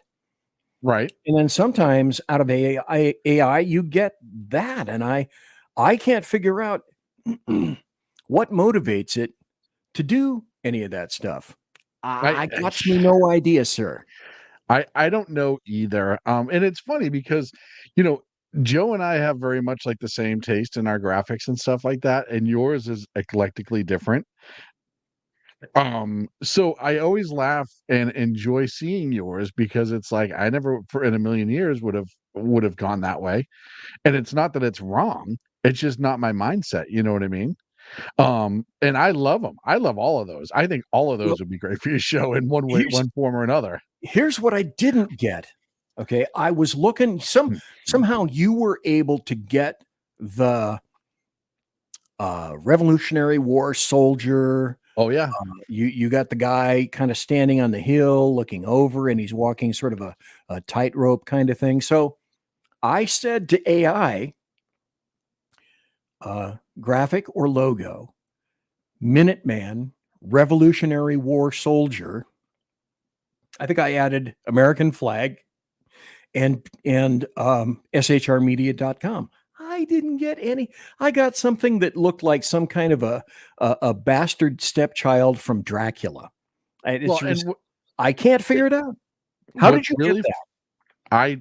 I put in the same thing, but I ran it through, and I'm going to pull up the logo you're talking about. I ran it through probably 100. I don't want to say 100. That's probably a little bit much, but 30 times. I ran it through like 30, 40 times till I got the two that I really liked. And then I had to take a break for the rest of the night. And I'll show you one right now. Hold on. I think you got a new one. No, I'll show you one of the ones that you're talking about, though. Okay. Let's see. Wow, I like this. I really like being able to do this. It is fun that you can put things up on the screen for people to see. So that yeah, right. That one. See, that's a good one. That's a great hat. Grizzled old man. That's stylized. And it's got the blue. It's hard to see, but it's got the blue for the Revolutionary War uniforms with the red in and a little bit of the white, and then the American flag in the background. It's very monster movie text. Yep. And it's got that monster movie kind of text to it. And then the other one that I got from when I was working with the AI was this one. Hold on. Where is it? Right here. Tricorn hat. You kind of got get the fact that guy's on a battlefield, right? I mean, that's a revolutionary one way or the other. No matter how you look at it, that's a patriot. That's a Minuteman. That's something. Yep. That's perfect because it gives SHR Media. It gives that hat is instantly recognizable. The coat is recognizable. The torn flag is perfect. That's recognizable. And it's also gets a little bit of shadowing in the black, so you can actually make out a little bit more of the just the uniform, which I think is really cool. Well, it was, I got to say, it was a job really well done. Now that we've displayed AI stuff. Hold on, because I have one more AI while we're on the air. Oh, okay. Sure. Yeah, do it. You always tell everyone to go to the electric winkle chamber, right? And I said to myself, I wonder. Oh, did you do that? I wonder what grok. Oh, you bastard. I should have done that myself. Is the electric window chamber, winkle chamber, and it showed me this. Well, keep one's pee-pee out of the. Don't let the streams cross. Maybe you don't want to. Maybe you really want to use it. I don't know. That's okay. I'm going to have to look and see what I get from electric winkle chamber. Oh my God. I want to play this. Because mostly for the rest of the show, I've got just some crazy ass videos. Here's this one. I want to play this one for you. So if I was like hiring and I saw pronouns, here's what I'm going to assume. You're obviously very liberal. Yep. So I'm going to assume you're one of those people that super far left. Hey, I'm going to assume you're not a very hard worker. You are either a female or you're a probably not straight guy. So everything in the office is going to have to cater to you, Bingo. Your feelings, your needs, and your emotions. So everyone around you is not going to be able to be themselves and walk on eggshells. Why would anyone want someone like you unless everyone's like you in a work environment? You're going to be the laziest person. You're going to be the most entitled, complain the most. And I think you're going to be the first to sue. So shocker that pronouns weren't helping you guys. Sorry, is there anything I missed there? Facts. That was straight facts. Okay, that's enough of that. But it is straight facts. It is 100% straight facts. I'm going to go over to. Go ahead. One of the things too, there was I forget which rag it was that put it might have been the New York Times, I'm not sure, but somebody put out an article, why woke is dying and that's a bad thing, and it was on X. The post was, one of the things you have to do on X, and you probably, I don't know if you already do or not, when you see a post like that, read through the comments, because the amount of insane, unhinged, amazing, beautiful, incredible, and just delicious comments that people make at posts like that are just, it's just gorgeous. You have to go through the comments. It's so worth it. It's mind blowing. Oh, I just spend so much time just sitting there watching. I'm like, man, these people really just, I wish I was that intelligent sometimes. Like, I wish I was that quick. They're nuts. They're flipping nuts. Oh, it's great. They're great things. This ad, I don't know if you've seen it. You probably have, because I copped it from X. This is probably, I don't know, the best political ad I've seen. This is from a dude that is running for Virginia Senate. Hung Kao? Hung Kao. Check this dude. This is the scariest sound you will hear when you live in a communist country. This is the last sound my parents heard when their fathers were taken away in the middle of the night, and they never saw their loved ones again.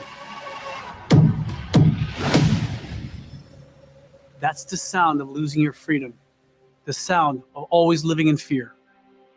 That's my family's real life story. We escaped from Vietnam just days before Saigon fell to the communists. We were given a new life in the most generous country on earth. America saved my life. I graduated from the United States Naval Academy. I earned a master's in physics and fellowships at MIT and Harvard before the left replaced merit with racial quotas. I spent my life trying to repay my debt to America, my country, our country, with 25 years of service in Navy Special Operations, combat in Iraq, Afghanistan, and Somalia. But now our country has taken a dark turn. That's Joe Biden's Justice Department sending 24 armed agents to arrest a pro-life activist in front of his family. That's Joe Biden's IRS raiding a gun shop and seizing thousands of records from law-abiding gun owners, our names, our addresses, our social security numbers. That's Joe Biden arresting his challenger in the next election, a former president of the United States. And now a different sound. That's the sound of someone breaking into your home or business. The sound of crime destroying our cities and communities. That's how it all starts. They let criminals back on our streets. Millions of illegal immigrants pour across our border each year, including military-aged men from all over the world. And enough fentanyl to kill every man, woman, and child in this country. And the Biden family? Well, that's how it works in a dictatorship. The rules don't apply to the rulers. We are losing our country. You know it, but you also know you can't say it. We're forced to say that wrong is right. We're forced to lie. We can't let that happen. I've been all over the world. Believe me when I tell you, if America fails, there's nowhere else to go. I'm Hung Kao, retired Navy captain, running for the United States Senate. I still believe America can be the land of opportunity. I have an obligation to fight back against those who want to control our lives and disrupt our families. We need real fighters, not politicians, not bureaucrats, not keyboard warriors acting tough in a custom-made suit. No, not here in America. We must refuse to be intimidated. We must be fearless. I'm Hung Kao. I'm running for Senate, and I approve this message because I'm not done fighting for us.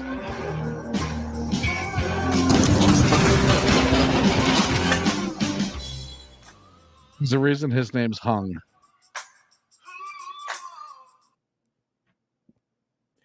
Isn't that, don't you think, probably one of the best political ads Yes. you've seen, maybe ever? Yeah, it's right up there.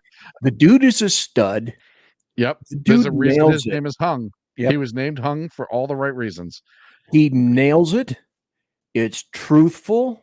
Yeah. And if that guy doesn't get elected to Virginia, that's a terrible thing.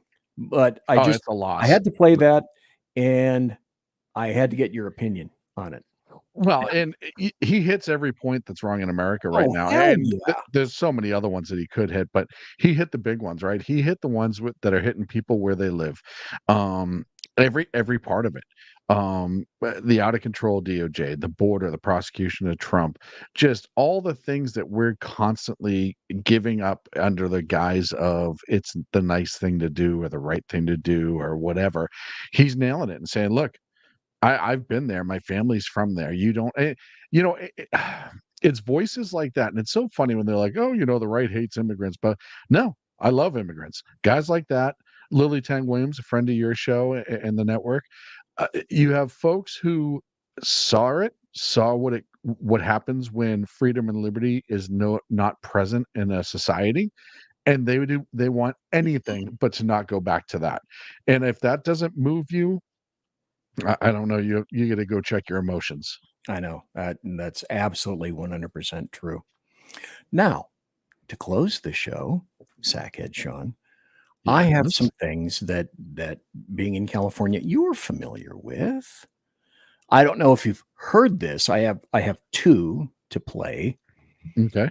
But let's just step right into them and play them. There's this one. Oh, look, it's Hillary Clinton. So your husband flies to Epstein Island 27 times. Then they arrest Jeffrey Epstein, and then you kill him. Just like that. You bribe the guards, you turn off the cameras, and then you choke him to death. Will you be choking Puff Daddy this time around? Right. So how are you planning on doing Well, it? I wanted to choke him at night and make it look like a suicide, just like Jeffrey Epstein. But then I realized Puffy might actually enjoy that. So, maybe he slips on the shower. Maybe he chokes with a piece of fried chicken. I still haven't decided yet. So your husband flies. That's perfect. I'm sorry. No, I'm not I'm not sorry. Sorry. Fuck it. That shit is funny. Now, tell us your brief tale, because I've got another one. I've got another one coming up. Now, yes, for those people, I had to wipe my nose because that one actually made me laugh. If I'd been drinking anything, that shit would have come right out my nose. At high pressure, 100%. high velocity, high pressure. That was fantastic. So tell people, though, what Newsom has managed to do, because I have another one that's almost every bit as good. So, and I wrote about it on shrmedia.com. If you go through all of the problems that we have in California, the homelessness, the crime is through the roof. The state's actually bankrupt. And they could say, oh, we're not bankrupt, but they are. They are. They're getting so much pushback on Prop 47 and AB 109, which you and I are both very, very familiar with, which are the crime bills that essentially open the prison gates and then stopped making things illegal for the most part. And they're getting so much pushback on that Prop 36 has a 72% approval rate in the state right now, and the numbers are rising so much so that Gavin Newsom said, I don't even recognize the state anymore, which tells you how out of friggin' touch he is, right? He said that at a press conference. Wait. He actually said that.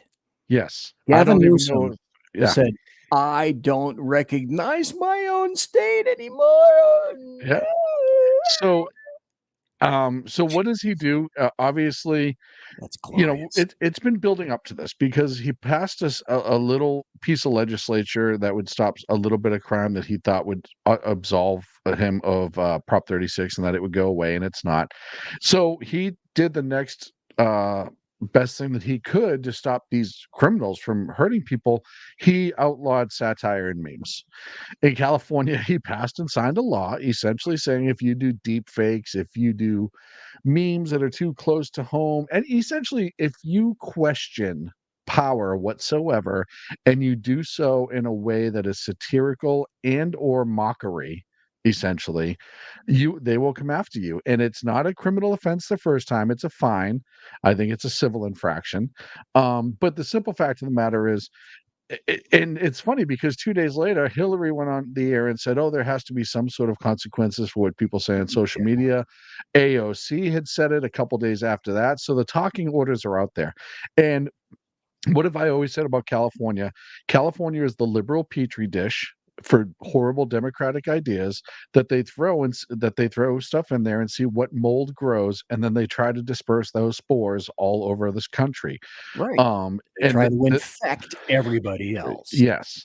And that is exactly what this law does. Is now, I do not think that this will stand up to constitutional muster. I do not think you should mention that. Here's an article. Deepfake election laws are already being challenged in federal court. Huh.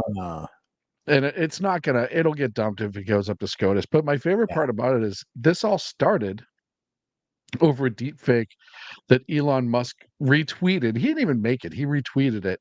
And then when Governor Newsom passed this law and he said something about Elon retweeted the exact same thing. And it was the same week that X was leaving San Francisco, moving to Texas. He retweeted the same video. And when somebody questioned the governor about it, he was just like, "Oh, we're going to have to take this very seriously, blah, blah, blah, blah, blah." What are you going to do? You're going to fly to Texas and have somebody cite and release Elon for a violation of meme law? Get out of here. Would it shock you that I might happen to have that video? Oh. Ready to go. Hey, let's listen to what Gavin Newsom says. Hi, I'm Gavin Newsom, the governor of California.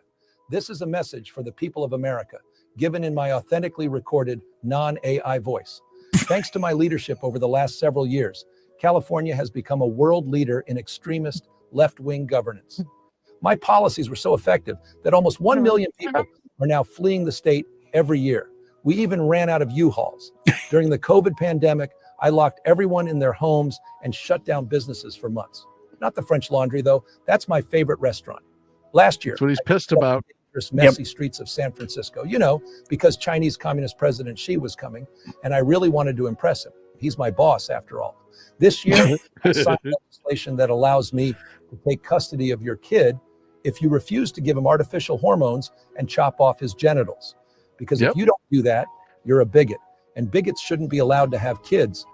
I've also led the way in green energy by banning all cars that don't run on electricity. Then I banned almost all the electricity. This is smart leadership. On my watch, the cost of living and homelessness have skyrocketed. Schools are failing. Drug dealers and human traffickers are pouring across the border. And poop has covered the sidewalks of San Francisco. This is the positive, joyful vision we offer as Democrats. That's why I'm enthusiastically endorsing Kamala Harris for president in 2024. She'll do to the country everything I did in California. Anyway, I'm California Governor Gavin Newsom, and I approve this 100% real message, which is a recording of my voice without the assistance of any AI whatsoever. This isn't a deep fake, and you can rest assured that it isn't, because I just signed an unconstitutional law outlawing deep fakes. No one would dare violate it. Science bless America. Science bless America. Okay, so tell me by not telling me that was one of the best videos everybody has seen here in quite some time. Holy mother of God, that was brilliant. It's absolutely incredible. My favorite part about it is, and I go back to, all the SNL characters that have ever played somebody and given the speech, given a campaign speech as whatever character. I remember, what's his name? Oh God, he just passed away. The comedian who did Bob Dole amazingly. Bob Dole doesn't want to do Bob Dole. Dole, yeah. And gosh, everyone's going to yell at me because I can't remember his name. He was absolutely hysterical. He also did the late night news there, Weekend Update. Oh shoot, Norm Macdonald. And Norm Macdonald. Okay, I was thinking of some other guy. Okay, yeah, you're thinking of Kevin Nealon. No, it's Norm Macdonald. And but You also, how many times have you seen fake campaign ads through the years being made up before AI showed up? You always had impressionists doing fake voiceovers. That's been happening for years. And, the fact that he can sign that law with a straight face, and what that really is this hurt my no-nos, and I'm going to make Yeah. a bad man suffer for it. That's what it comes down to. That's exactly. Which I got it goes to show offended. you. It goes to show you what a ginormous bitch Gavin Newsom actually is. It's true. Yeah. It's No very true. arguments here. Let me see if I have another. He's probably watching me now. My door's going to get kicked in soon. In 3, 2. Okay, let's do this. This will probably be the final video for the night. I'm so glad I went back to X or Twitter, because now I have access to this kind of stuff and great videos. Now, I can't play them big, and I talked about why that is. It's just because of the screen that I have. But that's going to be the next training you get. Yeah, that will be. Probably. So here's this from Cammie Cackler. Raised as a middle-class kid. I grew up a middle-class kid. I grew up a middle-class kid. I believe in the ambition, the aspirations, the dreams of the American people. You know, we have ambitions and aspirations and dreams. The ambition, the aspiration, the dream. I started my career as a prosecutor. I was a career prosecutor for most of my career. Having a background as a prosecutor, I intend to create an opportunity economy. Developing and creating an opportunity economy. What I imagine and believe and call an opportunity economy. So I was raised as a middle-class kid. I grew up a middle-class kid. Okay, enough of that. Anyway, you can't write that stuff. Let me put it over here. Do you remember Bob Newhart back in the 60s used to do some amazing deadpan stand-up? Newhart was brilliant. If you have a chance, go back and listen to it. But one of his best skits is that there was there was no Abraham Lincoln as we know him. Every candidate was so much alike that they had to they were all talking about the same thing, so they had to come up with their own persona. So they hire a PR firm to create Abraham Lincoln's persona. Abraham Lincoln was the person, but he had no persona. And so if you go through the whole skit, it's explaining oh, you can't keep taking your shawl off. You got to wear the shawl. No, when you write your speeches, you have to do it on the back of envelopes. It looks authentic, right? They're coaching him how to be Abraham Lincoln. That's exactly what's happened with Kamala Harris. This is all coaching. Every speech that she gives is pre-memorized. She's probably said it 400 times. Every answer at the debate, you could tell was a canned answer. She heard the keyword in the question, and she would just blurt out verbatim what she was told to say. All of her speeches are pretty much copies of one of another of another of another. How many times have you heard unburdened by what has been? Right? She tries these little quotes out to see what sticks, and none of them have. Not one of them have. No, she's a parody of herself. She is a parody of herself. Her using holistically 3 times in a sentence in the rule interview is unbelievable. I've never seen anything like that.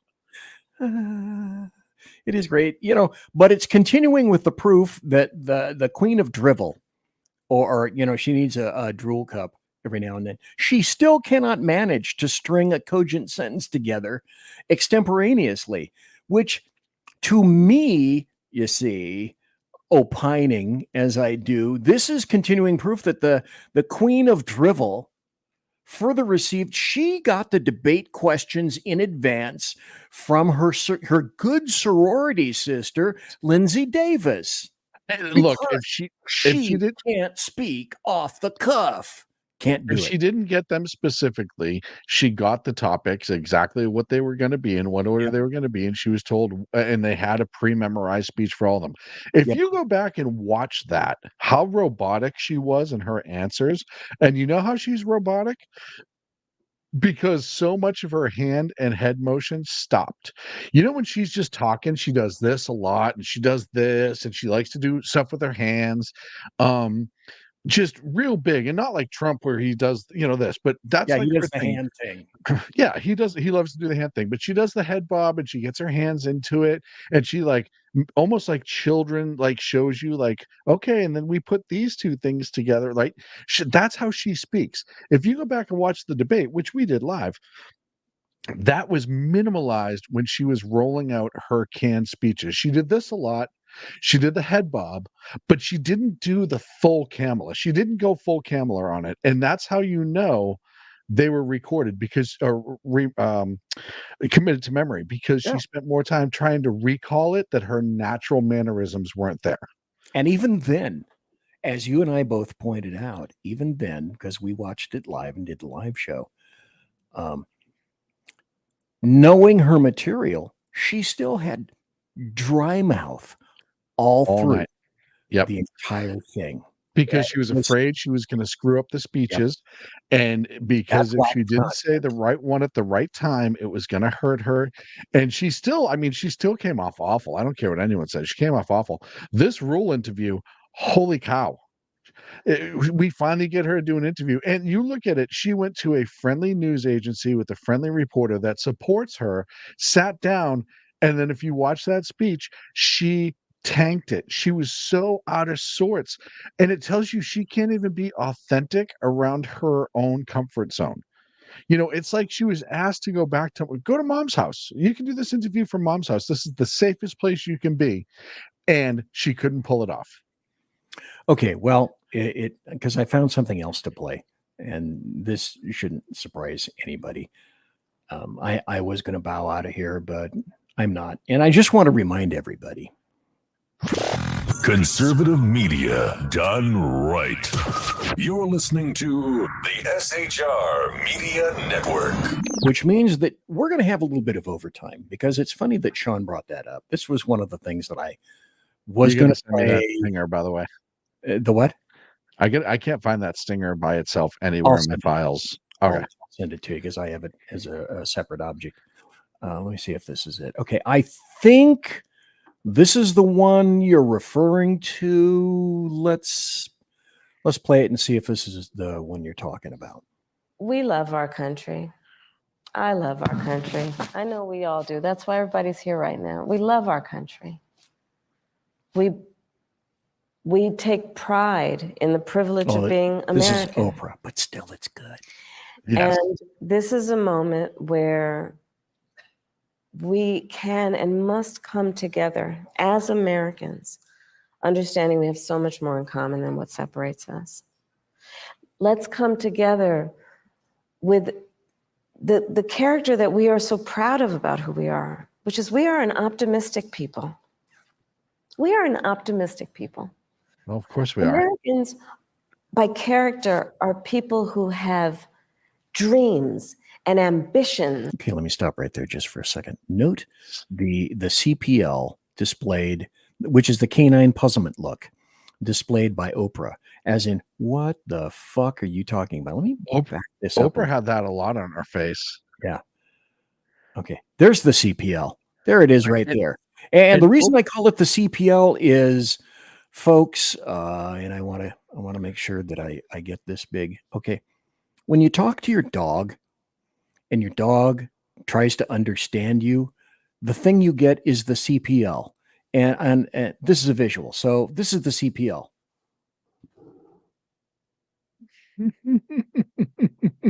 Does your dog not do the CPL? The answer is yes. So there's the CPL from Oprah. By character are people who have dreams and ambitions and aspirations. We believe in what is possible. We believe in what can be. And we believe in fighting for it. That's how we came. This is the Kamala mannerisms I'm talking about, right? She gets all big. She starts pointing. She'll start bringing her hands together. She really she'll do the whole head crane when she really wants to prove a point to you.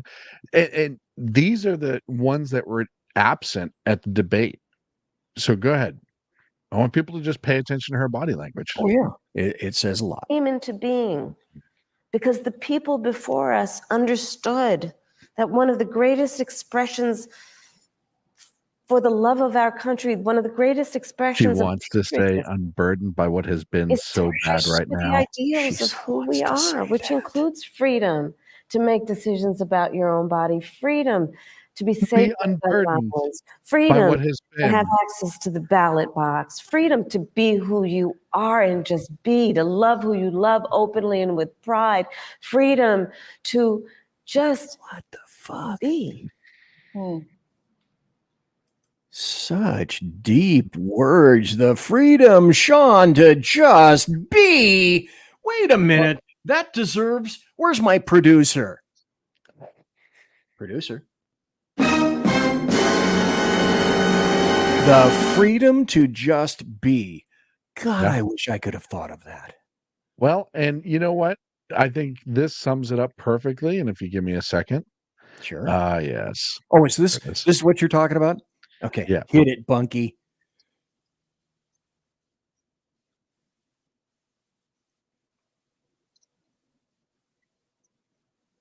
How come I don't hear any? I don't hear any sound.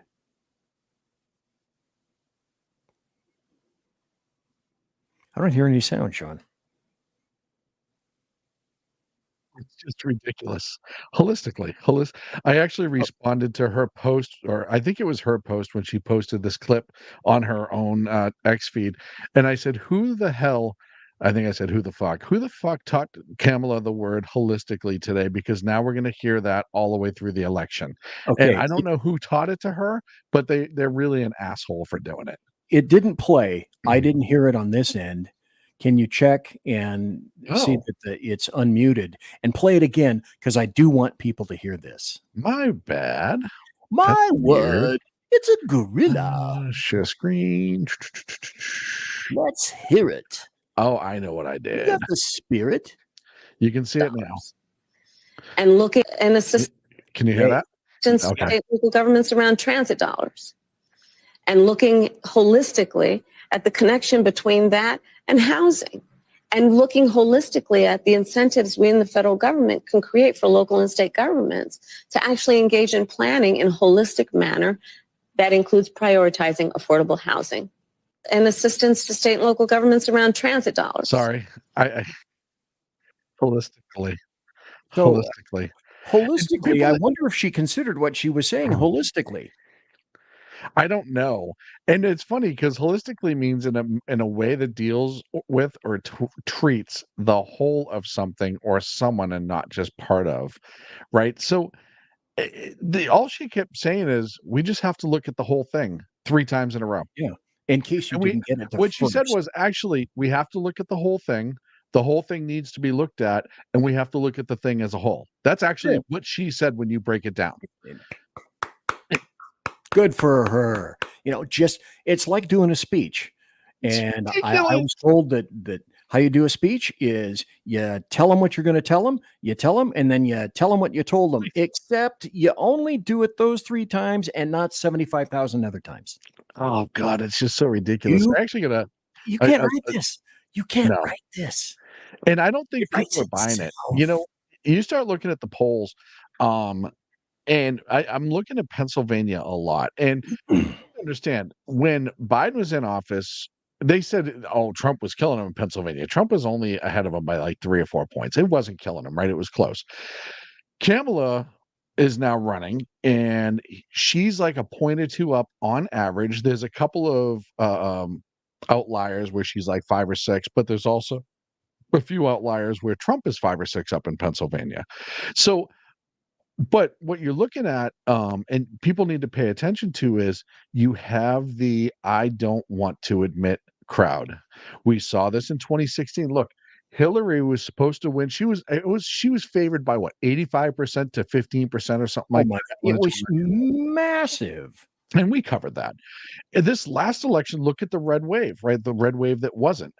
Republicans were up by and large, on average, to take the red wave with, it was like 75% or 65%. It was really high that the percentage was that they were going to do it, and they didn't. So polls are only good for so far. But then you look at the ground game, and somebody said, oh, Kamala's ground game's great. First of all, she has a state with somebody that she almost picked as a vice president, but he was Jewish, and that was his fault. And then it's a traditionally blue state. It only became purple in a swing state, what, 3 cycles ago, not that long. Because once the steel industry really started to die down in Pennsylvania and the mining really started to die down, people left the state, and then the Democrats started to come into power. That's what happened. So you look at what Scott Pressler is doing on the ground there. You look at how many Republicans, they're overturning county by county right now. He's an amazing dude, Scott Pressler. Yep. Astounding guy. And then I always say, okay, if it's within the margin of error, which most polls have them within the margin of error, I keep forgetting which way I have to turn with this setup because my other setup, it was the other way. We're within the margin of error.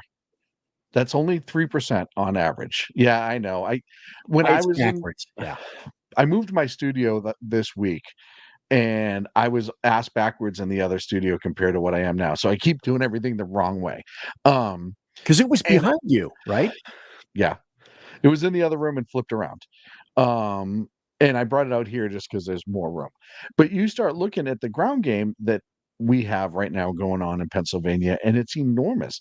And then if you add in the I don't want to admits, which are still very much out there, and a lot of the and I forget who said it, it wasn't me, but somebody just it was Lonnie. Lonnie said there's still a lot of people, a lot of black and brown people, as he said, who do not want to admit to their friends that they're voting for Trump, and they're hearing it more and more and more.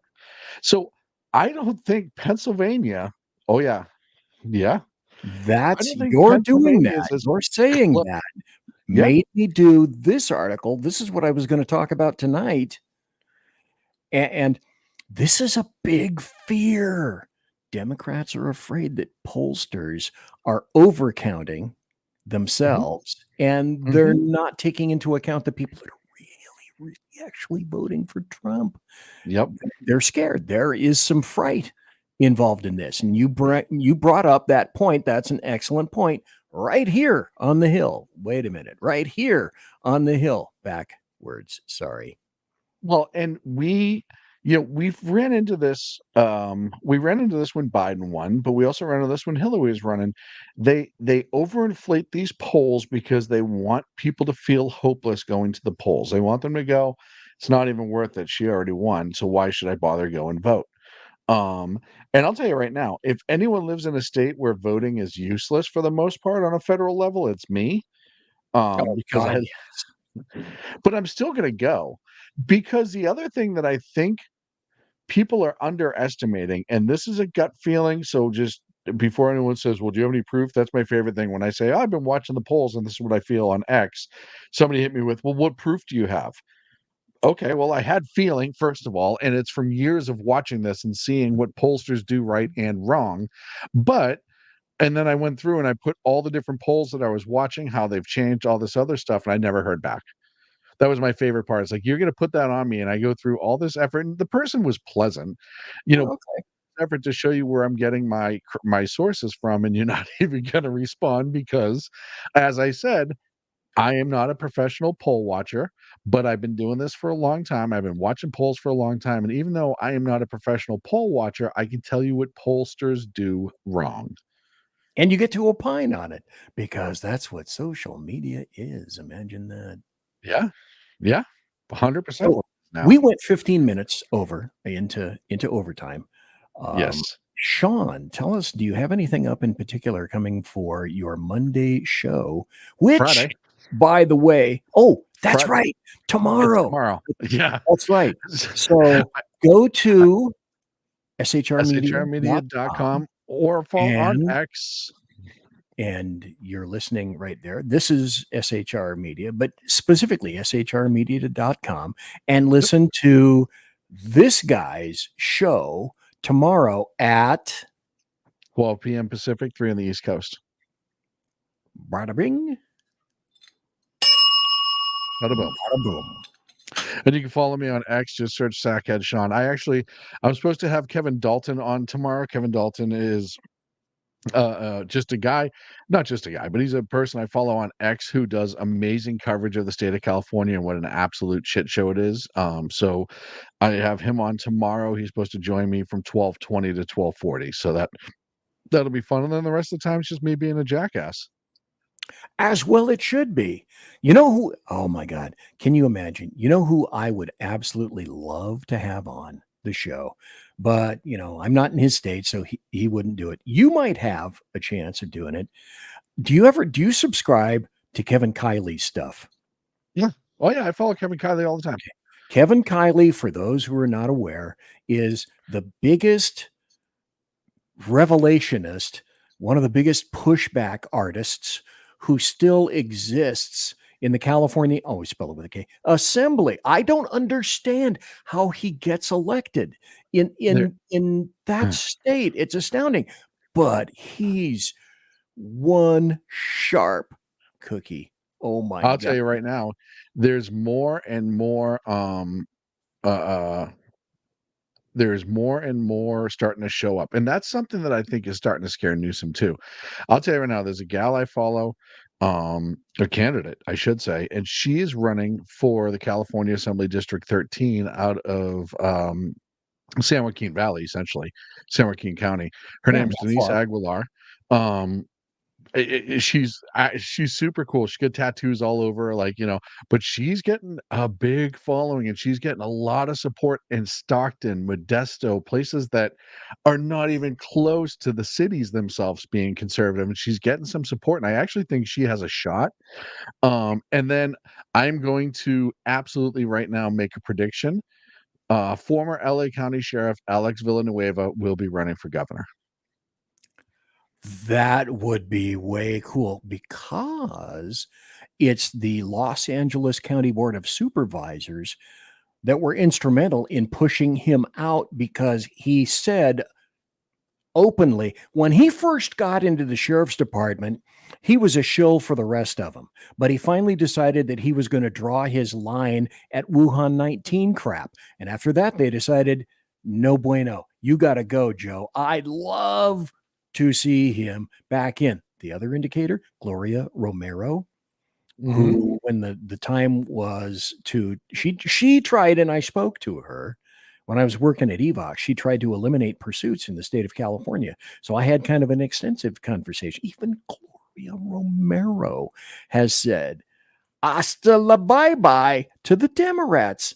Some shit might be changing. I think you're seeing California kind of hit the bottom of its yeah, it still has a long ways to go. Yeah, but I think the people that actually pay taxes in the state are starting to get pissed. And I think that's something that's really really becoming prevalent. And I've said before, California is not going to be an overnight thing. No. These candidates who get in on the state and local levels, you have to be able to stay in for 8 to 12 years before you actually start seeing a viable change in the state.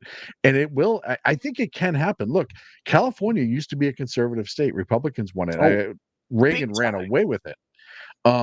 Even though he's not necessarily a Republican, Schwarzenegger was still just governor, 12 years ago?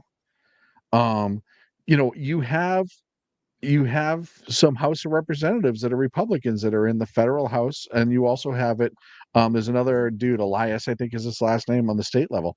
So it's there. It can be there, but people need to foster it, and it has to grow, and it's going to take a huge ground game, but I honestly think it could happen. It's going to take a big push. It's going to take people actually going out to vote. But here's the thing that I want to caution everybody about before we go. Especially if you're a conservative, maybe even libertarian, Republican, but you lean to the right. The American media maggots and all the Democrats, leftists, and the globalists are going to attempt to get you to stay at home for one of two very salient reasons. One is they're going to say that the election is so much in the can that You don't need to go to vote. It is a red wave. It is a tsunami and everything. We don't need your vote. Or it's going to be, you silly little conservative, you stupid little Republican. We have smashed and stomped you so badly. Sure, go ahead. Show up to vote, you puerile little twat. Won't do you any good because we have already won. One of those two things is what leftists are trying to convince you of right now, to stay away. Don't stay away. Get in there and vote. Yep, I agree. And with that, I wrap up the show. So tomorrow, 12 noon Pacific and 3 p.m. Eastern. It's Sackhead Sean. And thank you. That's hard. I know it was difficult. I did it. Hey, look, no cue cards, just a Kleenex. Thank you for having me, BZ. Always a blast, my friend. It will be fun. Someday, if I'm anointed properly, and maybe I've used underarm deodorant or odorarm deodorant, however you want to say it. One or the other. I'll be invited onto the Edge of Liberty show, but probably not. Probably not not this year. It won't happen. You got to be a jerk. What? You just got to be a jerk. Me? No. Yeah, every single time. Yeah. Good order her.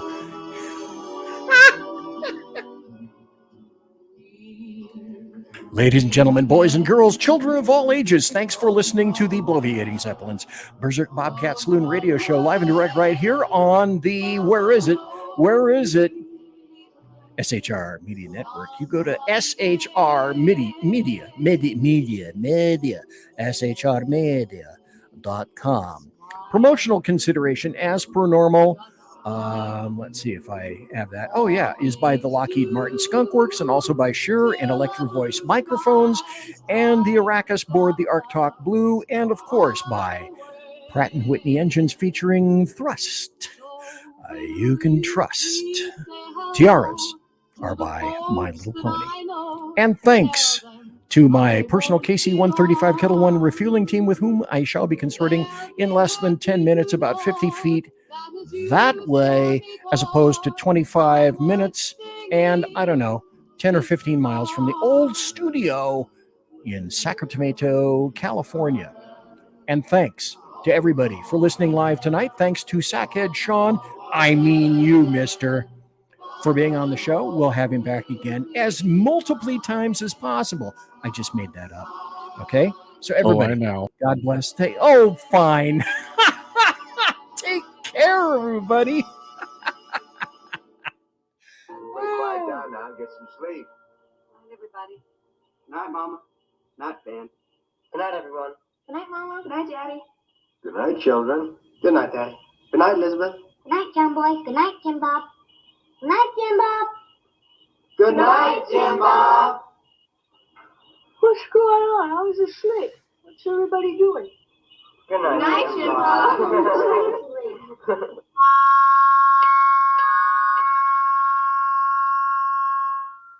Good night and good luck.